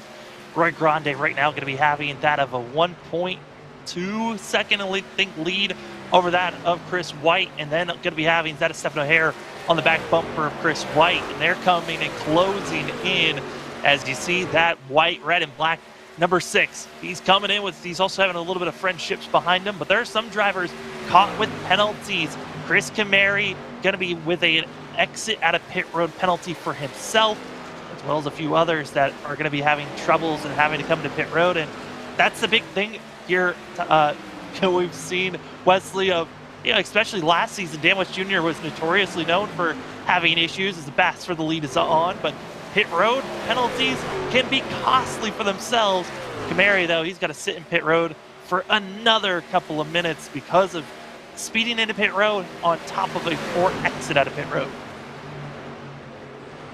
Samuel, you don't want to have any pit road penalties, but if you do, you want to have them in the early going. You don't want to have them in the late rally, especially the money stop where it's going to penalize you and set you back. And here's James Vining in the 333, and Vining caught with making contact with other drivers as well into the outside wall. And it just, talked about it, some drivers just feeling like their luck snowballing this evening. For James Vining, instantly went from a potential top 5 run to he is done. Parking it is James Vining, most likely going to be a 30th place finish. Man, what a tough break there as we are approaching lap 100 here in this race for the Northwest Truck Series, round number 8 tonight at Atlanta. And Brian Reynolds, there's the Jack Daniels Old Glory black and white number 12. Kamari down on the bottom of the apron, coming back up on the racetrack. Remember, there's that blend line. You cannot go back on the racetrack until you see that blue cone. Once you pass the blue cone, then you can blend into the racetrack, as you see Kamari doing that. And all the while, here's now Paul Newton and Lowther and Dennis Moore, the points leader, having a battle going on for position. And this is in the back as well. This is going on for 10th, 11th, and 12th. We're, by the way, on lap 100 next time by. But for Dennis Moore, I think the big thing we got to give note is he was one of the later drivers in this group coming to pit road. So he's going to have the freshest tires to work with here. Going to be 14, a little bit more than, a little bit less than 14 and a half seconds back from our leader of Chris White and Stephen O'Hare. So Moore's going to need a yellow if he wants to get back into the mix of things and race for a win. But certainly, this could be an opportunity to try to run down the rest of these drivers and go for a top 5 finish if the 44 can find himself getting up to speed and run down those of Raz, Anderson, King, Reynolds, and also that of Casey Duncan. Working off the corner there again is going to be Moore. Solid top 10 run right now for the 44. If he can hold on and keep that harness momentum, it's going to be a good job for him at the points, as he did have about a 13-point lead, 15-point lead over Cole Raz. But Samuel Raz above him. He's right now sitting in the number 4 position. Here's a pass now. Chris White on Ritter's going on for position. This is going on in the top 20. And he's, that's going to be putting Toby Ritter's a lap down. That pass that's right. That's exactly right. Chris White to the lead again as it cycles back around, and Toby Ritter's being put a lap down. So Samuel, 19 position going a lap down. Only 18 trucks now on the lead lap. That's it.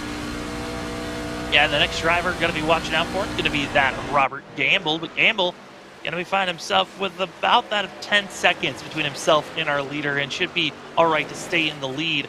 Driver I'm keeping my radar on, though, is Cole Raz, just making that pass on Dan West Jr. for 3rd place. But if you look at the drivers that are in the top 5, Cole Raz, Ken Anderson, going to be the 2 drivers with the freshest of tires. They're going to be about 2 lap fresher tires than Stephen O'Hare, 3 lap fresher tires than Chris Smith. But Wesley, when we look at our timers, we look at the ticker, 6.2 seconds back. That's a little bit of too big of a margin from my liking to see the 10 run down the 6 or the 41. But you never know. This stint's a little bit shorter for that of the 10. He doesn't have to worry about saving fuel either. And I don't want to say anything here. We're long overdue for a caution flag. And as you move down to these final 30 laps to go, you might just get one. That late race caution, that LRC, might change everything. White is the leader. O'Hare is 2nd. Raz and Anderson right there, 3rd and 4th. You see them. West in 5th. You see him, the 3rd truck on the monitor in the back. Behind West is King. Kind of ironic, Samuel. You're picking my picker, 5th and 6th. Yeah, but my pick's going to be going backwards with the older tires. Dan West Jr. is just a sitting duck in the position that he's in. Most likely going to be trying to aim for a top 10 finish if possible, but he's going to be in trouble. Same goes for Roy Grande in 8th place now, being passed by Brian Reynolds. He's going to be in the 18th, falling back. And also, Roy Grande is going to have to come into pit road at least one more time. He does not have enough fuel to make it to the end. Wow, reports the 18 of Grande cannot make it to the finish as Roy Grande on Cinco de Mayo in the taco truck. His Toyota will have to come to the pit lane. As here comes the 17 going by him of Duncan. Also want to give updates to drivers further back, as we've seen with this most recent pit stop, some drivers just calling it a day. Frank Harris, most recent driver to park it into pit road. James Vining, as well as that of Chris Camary, is going to be joining in with Rod Hunter, Aaron Cooper, and Scott Hutchinson as the drivers that will not be finishing out.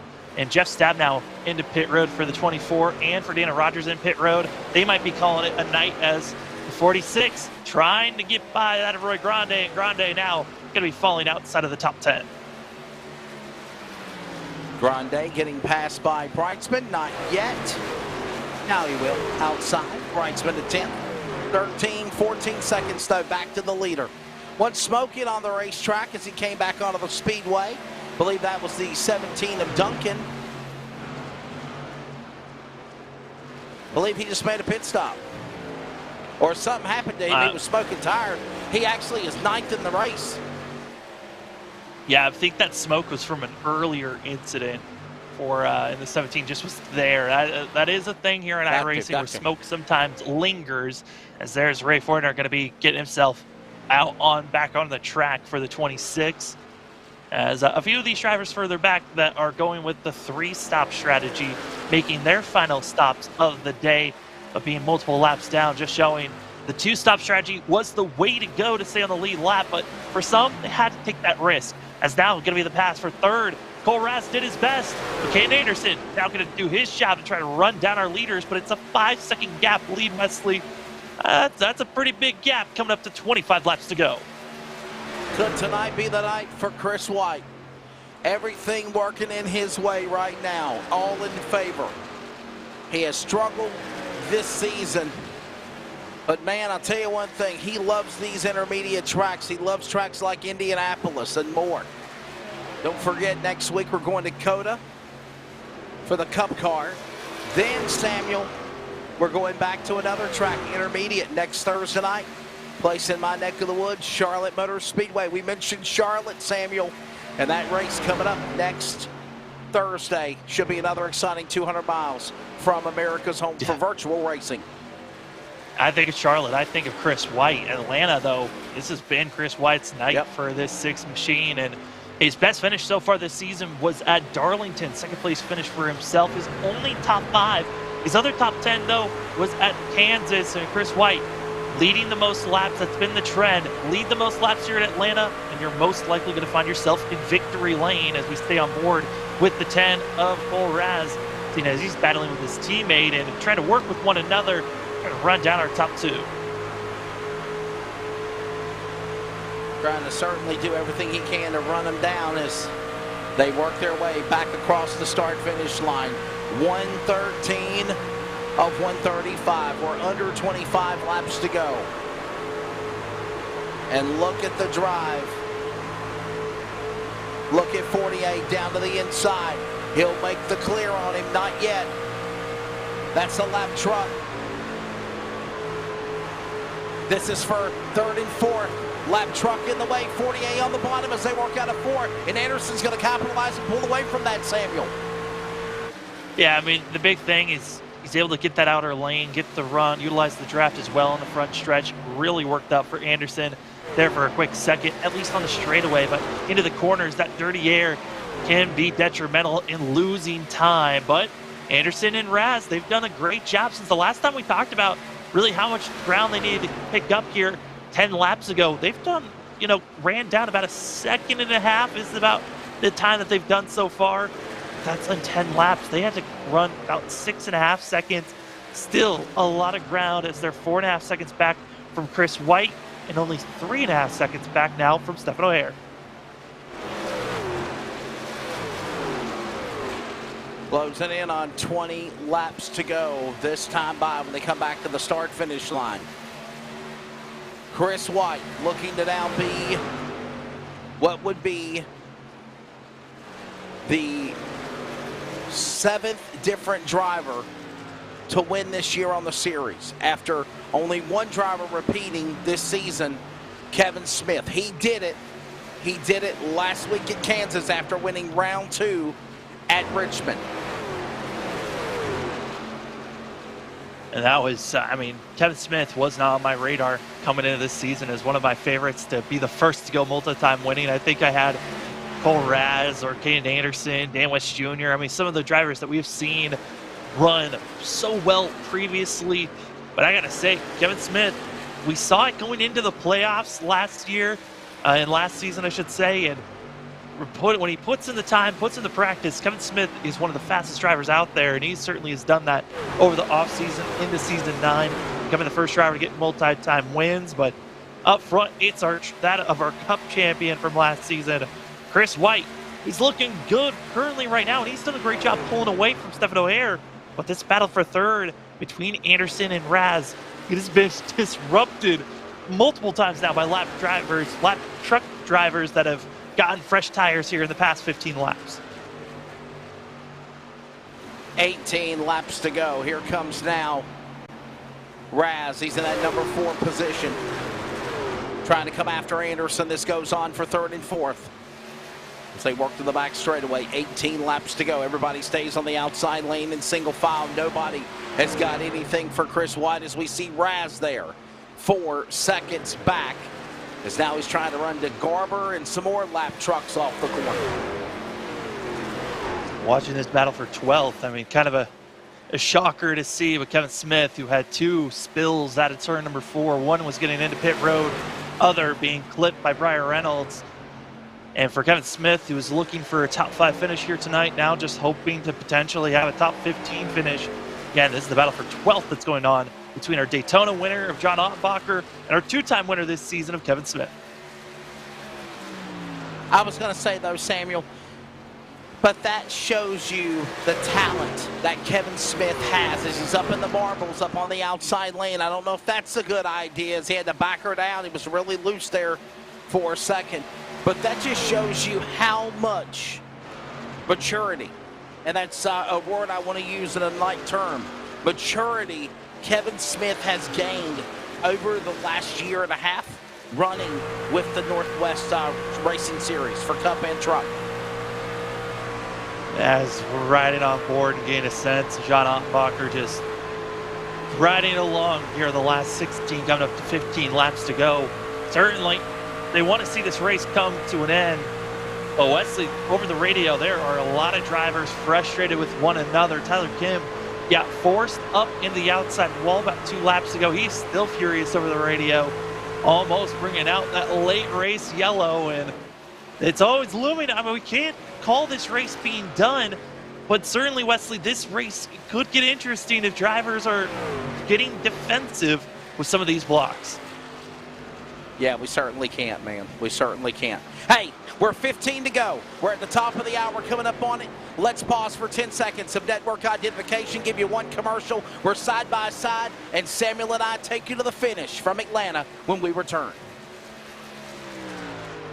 You're listening to the Community Radio Network. Follow us via social media on Facebook, Twitter, and Instagram at CRN Sports. Plus, listen to other games at 87.5 FM or join us anywhere worldwide at wearecrn.com. We are CRN. When do you plan on putting in that new fence we've been talking about since last summer? I guess I could start tomorrow.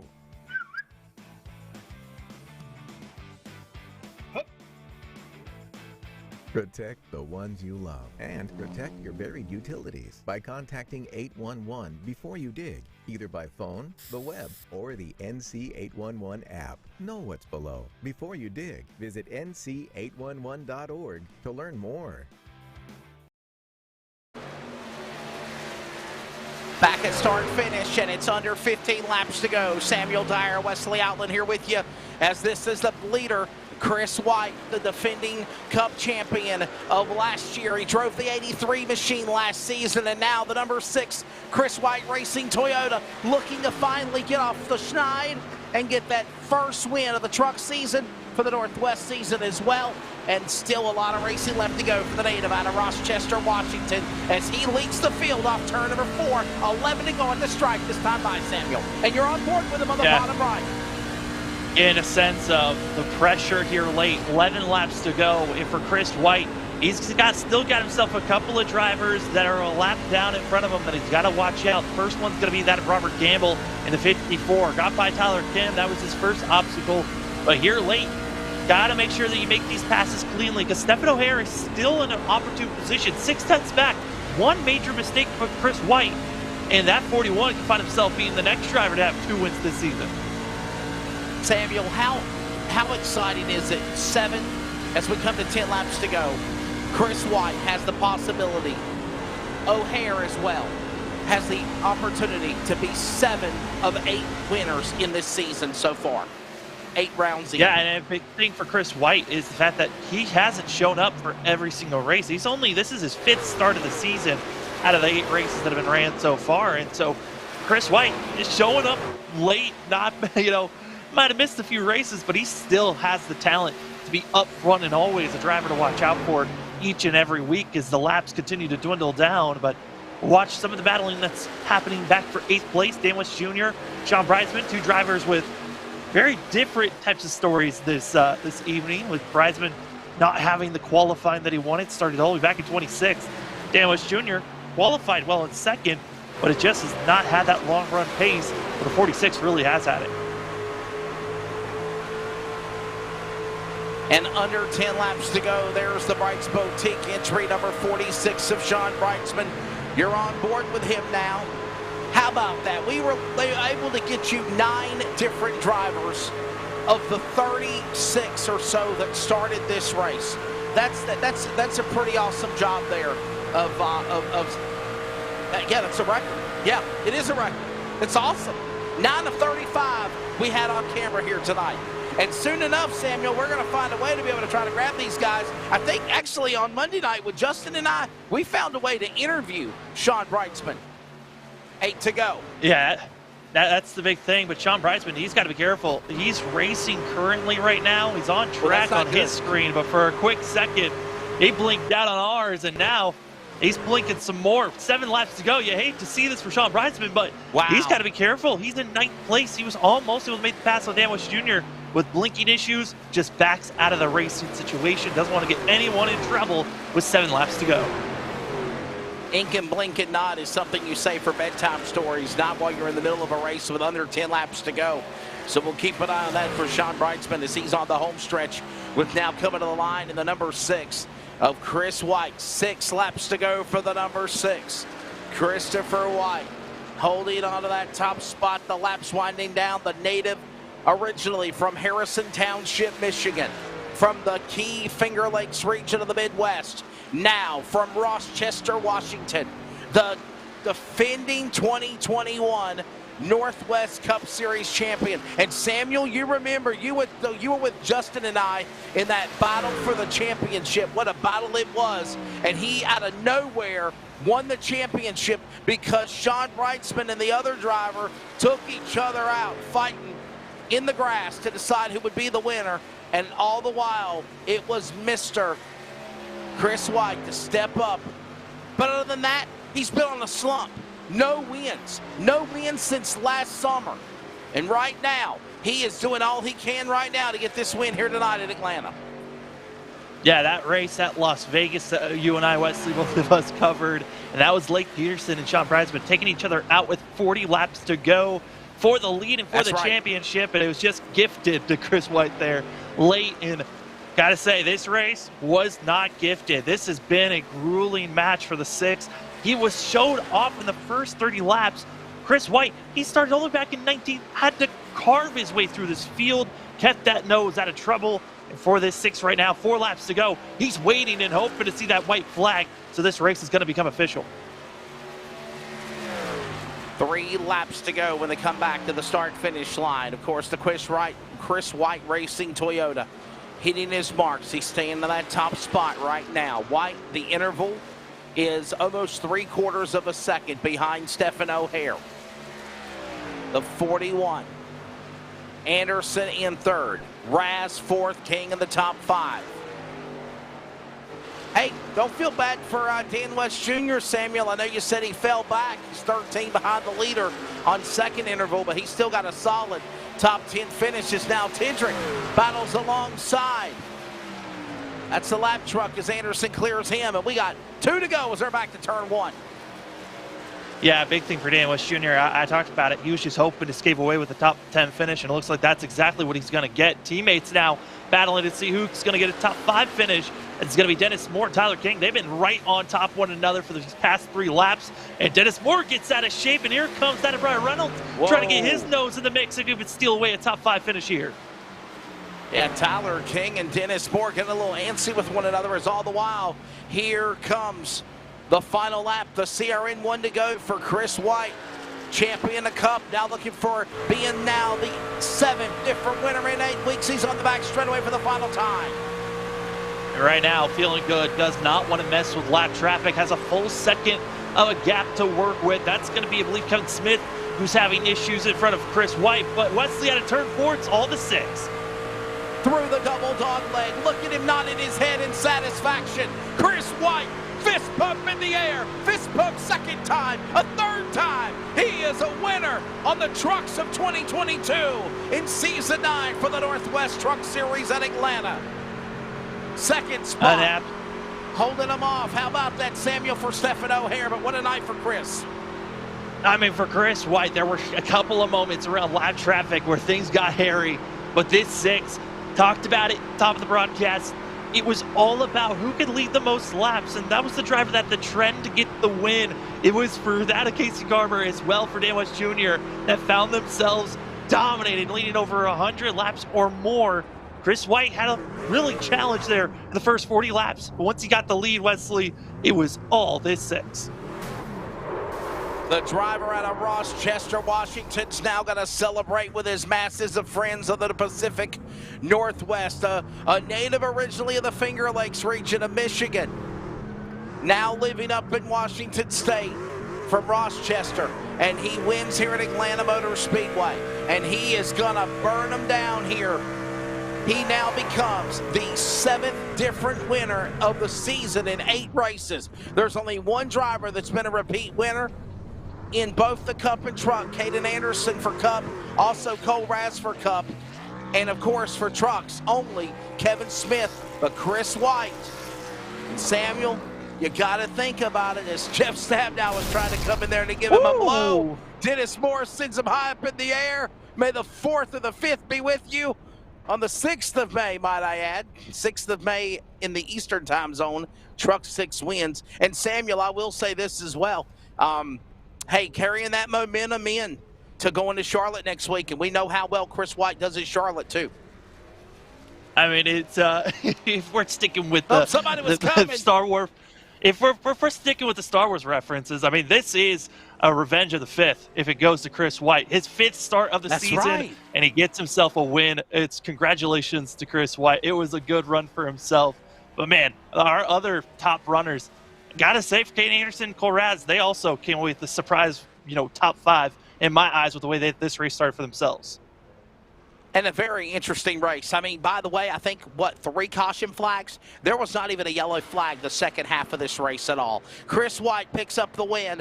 Stephen O'Hare is in 2nd spot. Caden Anderson 3rd. Cole Raz 4th. Dennis Moore in the top 5. Brian Reynolds, Tyler King, Dan West Jr. A good run for him in 8th. Sean Brightsman is in 9th. Casey Duncan, the 17, though he had problems smoking a lot, he'll finish in the top 10.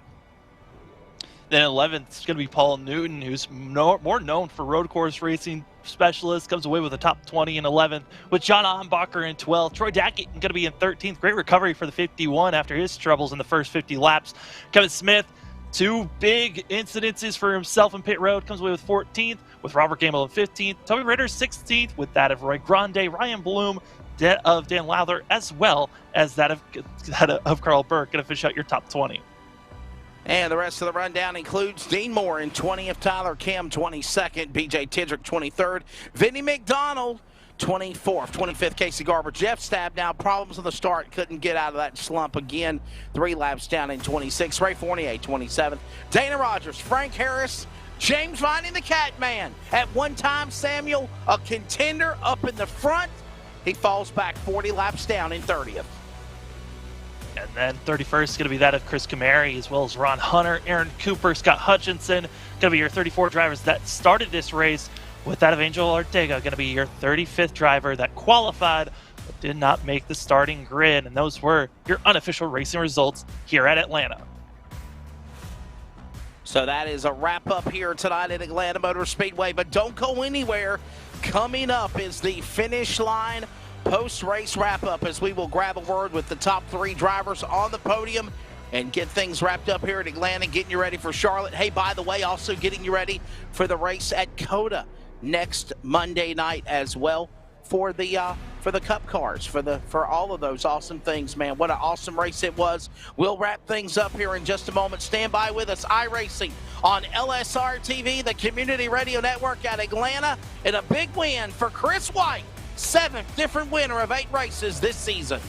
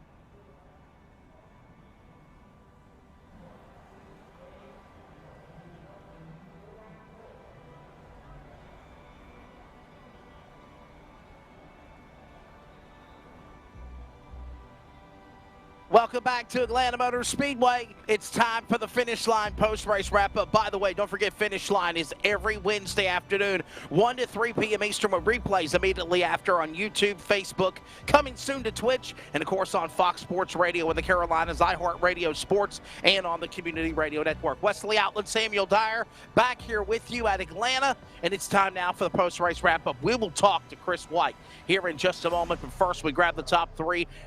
Up 24 spots. He started way in the back. Of course, Yakima, Washington, number 37. Caden Anderson, been off for a couple of weeks. It's good to be back, and you get a solid podium finish. Yeah, I kind of botched my qualifying, so unfortunately we had to start deep, but I feel like we had a great long-run car, and or truck actually, and just couldn't catch them right at the end, so yeah. Yeah, I mean, Caden, got to see how much wear and tear these drivers were dealing with. For yourself, though, how was it going from each stint going through this race? Yeah, I mean, the first, 3/4 of the race was just keeping my truck clean and staying out of trouble and making the passes when they were open and, just conserving. And there at that last pit stop, I made a tire pressure adjustment on the right front to try to put less wear on the right front so I can drive it a little bit harder, and I was able to make up a lot of the ground, just couldn't get there at the end. I'll tell you what, this race very surprisingly turned out differently than what I would have thought. Your take on that, Caden, and segue into your sponsors. Yeah, I'm happy that we actually got some green flag runs here. I mean, throughout the season in both the Cup and Truck Series, it seems like we've had some caution fest races and not a lot of green flag runs. So tonight to only have, I think, 1 or 2 cautions was pretty nice. Being able to go from the back and up front and actually get green flag runs in to see what our setups did. And Chris White ultimately had the best one tonight, so that's congrats to him. Yeah, 3 caution flags total there, but it was a clean night. Second half of the race, not even a yellow flag whatsoever. When it's all said and done, Caden Anderson from Yakima, Washington Harvest Chevrolet entry will finish in the number 3 position. We go to the runner-up here for the race, number 41 American touch-up entry teammate to Tyler King, Stephen O'Hare. Stephen, it had to feel good to be up in the front, lead some laps, and feel like you're getting better this season with the new car and the truck package of the Northwest. Good job on the podium for second. Thank you. Yeah, congrats to Chris White there. Felt like we did have a pretty good truck, competitive Beaver State Racing guys. I really was. I felt really good on my pit cycle, on that last pit cycle, and thought I was gonna just get out in front of Chris, and thought I'd have a much better chance holding them off. But there was kind of a jumble there at pit exit, so got stuck behind him, and I felt like we were both battling some loose pickup trucks. It seemed like every time he'd wobble a little bit and I'd make ground, then I'd wobble. So he definitely had the truck to beat. Yeah, I mean, Stephen, it's one of those races where we usually see Beaver State Racing up front on those long run when we get these green flag races. How was the dirty air though for your team or just for your truck in general? Yeah, it was difficult to navigate because it seemed pretty unpredictable. Whether it got aero tight and pushed up on exit or got loose, but I think overall we had just enough speed to run up front. We did get to lead some laps there and battle with each other, but I didn't have anything for Chris. I'll tell you what, Stephen, it's on to the next one, buddy.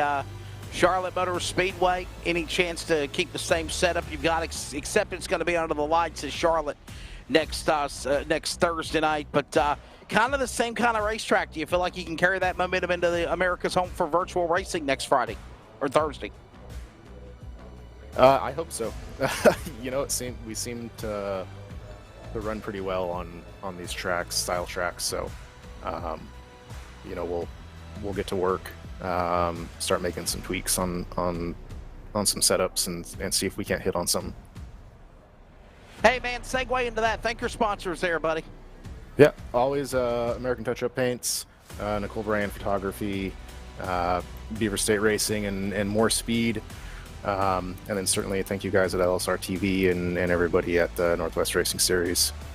That's Mr. Stephen O'Hare. He'll finish in the second position when the checkered flag fell here tonight on a lightly dimmed caution flag. Only 3 yellows in the race here for 200 miles at Atlanta for the Northwest Truck Series. To victory lane we go. Driver out of Rochester, Washington, 2021 Northwest Cup champion.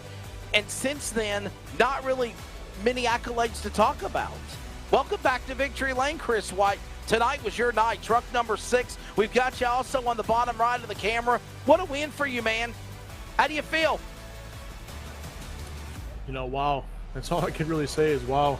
Didn't expect to come here to Atlanta with this truck and pretty much dominate. It's fantastic. Feels good.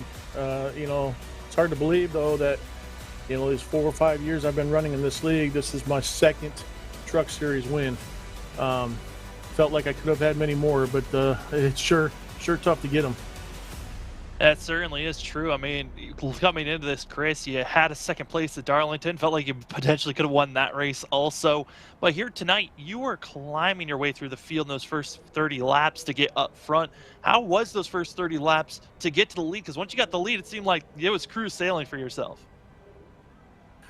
Well, when I was doing my warm-ups, I didn't feel like I had the speed in the truck. I was kind of set in the back, mid-pack, give or take, and then qualifying didn't really show much either, starting 19th. So I really wasn't sure what this truck was going to do in race trim, for the long run. And thankfully, like some of these guys have said that, we had some green flag racing tonight. It was fantastic. We haven't been seeing that very much this year with lots of cautions, but it was good to see the green flags. And like Caden said, get to see what these setups do on the longer runs. But I was kind of surprised in that in the early going that, I was just moving forward. I was just picking them off and just going. And then as those runs went on, guys were falling back and I just kept going forward. And it's like, okay, I guess this is working out for me. So definitely getting up there, getting in the lead, getting that fresh air really helps. Truck felt great. I don't really have much to complain about, to be honest. Hey, Chris, so obviously, and I say this jokingly, and I think I said it a couple of weeks ago in the Cup Series when you got on the podium. I think it was one of the races that we had here. I think it might have been Atlanta for the Cup Series. You really like these places. You like these intermediate racetracks. But one of the things I said is you kind of remind me a lot of Brett Keselowski in the number 6, ironically. He jumps from one team, goes to another team, goes to Roush from Penske, and, of course, changes his car number, changes his wrap job. You did the same thing as well. Are you a fan of the number 6? What did the number come from to do it?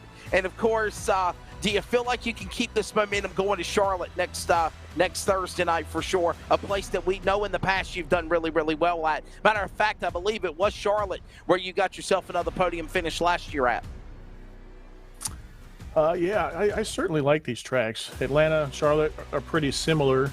However, they are quite different as well. So I do run very well here at Atlanta. I think I've got a win here back when we ran the Xfinity cars. At Charlotte, again, Xfinity cars. I think that's the only track most notable in my win column where I was fastest in practice, qualified first, led every single lap to a victory back when we ran the Xfinity cars. So Charlotte's very good for me. I think this is going to be some strong momentum certainly going to Charlotte.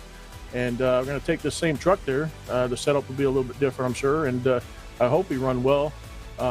It's just, I'm kind of speechless. I mean, this truck was so good. It's probably, I'd have to say, the best truck I've ever driven in iRacing in any race. And it sure showed. Samuel, you got another question for our winner, buddy, before we wrap it up, my friend, since he is the winner? I don't have another question, but I just want to say congratulations, Chris, on this win. It was certainly a dominating one. Go ahead and thank your sponsors, Chris. Yeah, I appreciate it. And to note the number 6, like you said, I think I mentioned it before, that had something to do back in my office with the Costco hot dogs and whatnot. I think I explained that before. Nothing to do with Brad Keselowski, but there was another change, if you hadn't noticed. We're not running forward. I decided to switch manufacturers. That's right, you're in a Toyota. And now CWR is going to Toyota. And we'll be debuting the number 6 Toyota Camry at COTA next week. Don't expect me to be up front. I'm not a road course warrior, but we're going to try to go out there and do the best we can and see what happens. CWR, Chris White Racing on the truck. As always, you guys, LSRTV, and appreciate everything you guys do. I don't know. Maybe this webcam gave me some good luck tonight. I don't know. It's the first time I ran it. I heard that, man. I think it worked out, but I appreciate you guys, everybody with LSRTV, everybody with the Northwest Racing Series. Fantastic race, and we'll see you guys next time. Fun time, of course, the man out of Rochester, Michigan, Westchester, Washington, originally from Michigan, picks up the win. 8 races, now 7 different winners in the Northwest Truck Series, and that is the finish line post-race wrap-up. We're back in a moment, and we will wrap things up, Samuel and I, from Atlanta, and get you ready for Charlotte in the Queen City virtually. This is iRacing on LSRTV, and for those listening on the Community Radio Network. This is our series, So many different pieces that you have to watch out for.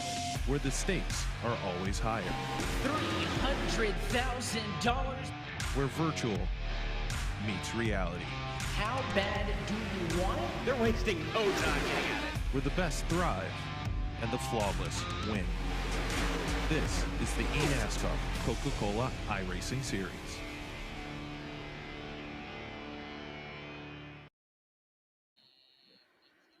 Hey, welcome back. Of course, when it's all said and done, checker flag comes out for Chris White.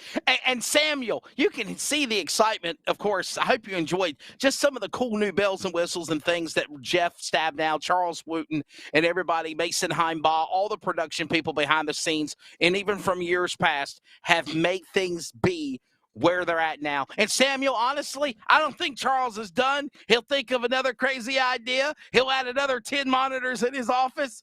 to make it the best iRacing broadcast period. Your take of tonight in Atlanta. I was very surprised in tonight's race. I thought it was going to be set 'em up Joe, a virtual iRacing flagman would get tired from waving the yellow laundry. That was just not the case. No yellow flags, green flag pit stops, and the best truck win, I believe, for Chris White. He really showed his cards on the table. And yes, from a Ford to a Toyota, and he wins right out of the gate with it. Yeah, absolutely changing up things is Chris White, and he certainly looked fast here tonight. But, you know, if we look back from last week at Kansas and compare it to Atlanta, it was a completely different race for sure. The trucks were able to really spread out from one another, and I think that's what those first 3 yellows really gave to this field. It showed them that, hey, we just got to back off, be patient, we can get some spacing, and once we got that green flag run, which I was kind of expecting to have at some point, wasn't sure if we're going to have a late yellow or not, had some accidents that didn't bring out yellows, but almost did bring out ones in those final 20 laps. But I got to give credit to Chris White. He did a great job. Like he said, he wasn't sure that he was going to have the fastest truck out there, but certainly when he got that fresh air, got up front, that 6 was a rocket ship, and no one even had a chance. Yeah, you got to think, carrying this momentum into Charlotte, I got to say, keep an eye on that number 6 truck, of course, of Chris White. And I look at the success for him. I look at also improvements for Stephen O'Hare, Tyler King. You think of Kevin Smith. You think of guys that are up there in the front that normally are in the back, and they're showing their strengths of being able to run. Hell, even James Vining, before he had his problems, Samuel, he was a contender up in the top 10 racing. And then I think of guys that are veteran racers, they just not able to get off the slip yet. They're finding problems. Dan West Jr., Sean Brightsman with issues in the start, Jeff Stabb now, and so many others that are normally guys you say would be in the front to be contenders to win. They're in a bad slump here in the opening 8 weeks of the season. Yeah, for that of Sean Brightsman, Jeff Stabb now, and Dan West Jr., I mean, that Team LSRTV crew, it has been, I mean, Dan West Jr. has been the best one at qualifying. Everyone else has been struggling at qualifying, putting themselves further back in the field, and they have to work their way so much through most of the race that they really are too far back to even have an opportunity to go for some of these top 5s, top 10 finishes, and they're just scraping for anything that they can get at this point. They've got to change up that qualifying setup, find a little bit more speed in the early going, so they've got an opportunity to start this race off strong so they get these better finishes. But at Beaver State Racing, I think they're really going to be the drivers to watch out for. Also, Kane Anderson Racing, that team always is going to be quick. But Chris White showing off here tonight with the win here. Hey, Samuel, do me a favor. You got your phone on you? I mean, I have it somewhere. I don't have it at my desk yet. You don't have your desk yet. Okay. We'll go get your phone real quick. I give you permission to go get your phone real quick because I have something we want to do. What are you wanting me to do? I want you to go get your phone. Simon says go get your phone real quick. There's a reason behind it. Why are we wasting time on my phone? So while you're going to get your phone, I want you to find a picture of your mother, if you don't mind. I would like to say in closing that everybody from the Northwest Racing Series would like to wish a happy Mother's Day to all the moms out there. And I, of course, got a picture of my mother right here that I wanted to show to everybody. And, of course, her and my father, I wouldn't be the man that I am if it wasn't for them. So, yes, happy Mother's Day to all the moms out there. So, Samuel, now you can wish a happy Mother's Day to your mom. Happy Mother's Day, Mom. Roseanne Outland, love you. Of course, happy Mother's Day to all the moms out there. And, of course, we also acknowledge those that we've lost in the past, those that are hurting. Remember the memories and remember to be mindful of those during this time as well. All right, Samuel, who you got, buddy? Happy Mother's Day, Mom. Yeah, happy Mother's Day to my mom as well. I'll tweet out a photo of my mom. I'm not doing that, no. But go on and have fun with that, Wesley. But yeah, happy Mother's Day to this weekend and all the mothers, all the grandmothers, and all those out there. Thank you to all those out. Certainly. Hey, we've had flux capacitors on finish line. I thought it would be a cool way to close out for everybody at the Northwest because this is our final race until next Monday. And next Monday, by the way, you can join Justin Prince and myself. We have the great race of the Northwest Cup Series at COTA. Samuel, in closing, we go to Charlotte. Charlotte, do you think we could see the remnants of a race tonight like we had at Atlanta? Could it be not caution field and more racing and more green flag pit stops and more fuel strategy, tire strategy, pit strategy to be there in the end? I think if anything, it's going to be the dirty air. That's going to be the big factor at Charlotte going into next week. It's going to be seeing a lot more drivers closer to one another. The track surface not as abrasive as we saw here tonight at Atlanta. So Charlotte, it could be kind of a mixture of both what we saw here tonight and what we saw last week. And we might see a lot more cautions, but we will also see some green flag racing. And for that, we move in to next week. It's COTA for the Cup cars. It is Charlotte for the trucks, and of course Charlotte for the Cup cars in 2 weeks right before Memorial Day break. Samuel, always fun working with you again. Happy Mother's Day. One more look at the virtual Atlanta Motor Speedway. What a fun race. Yes, it is now calm after the storm, and when it's all said and done, Rochester, Washington's Chris White, the Northwest Cup champion of last year, finally gets off the schneid after some seems to be growing pains to start the opening 10 weeks of the year, and becomes the seventh different winner in 8 races for the series. COTA for Cup, Charlotte next week for the trucks. For, of course, Rocket Media, Jeff Stabnow, Charles Wooten, Mason Heimbaugh, all of everybody behind the scenes on production and on the Community Radio Network. For Samuel Dyer,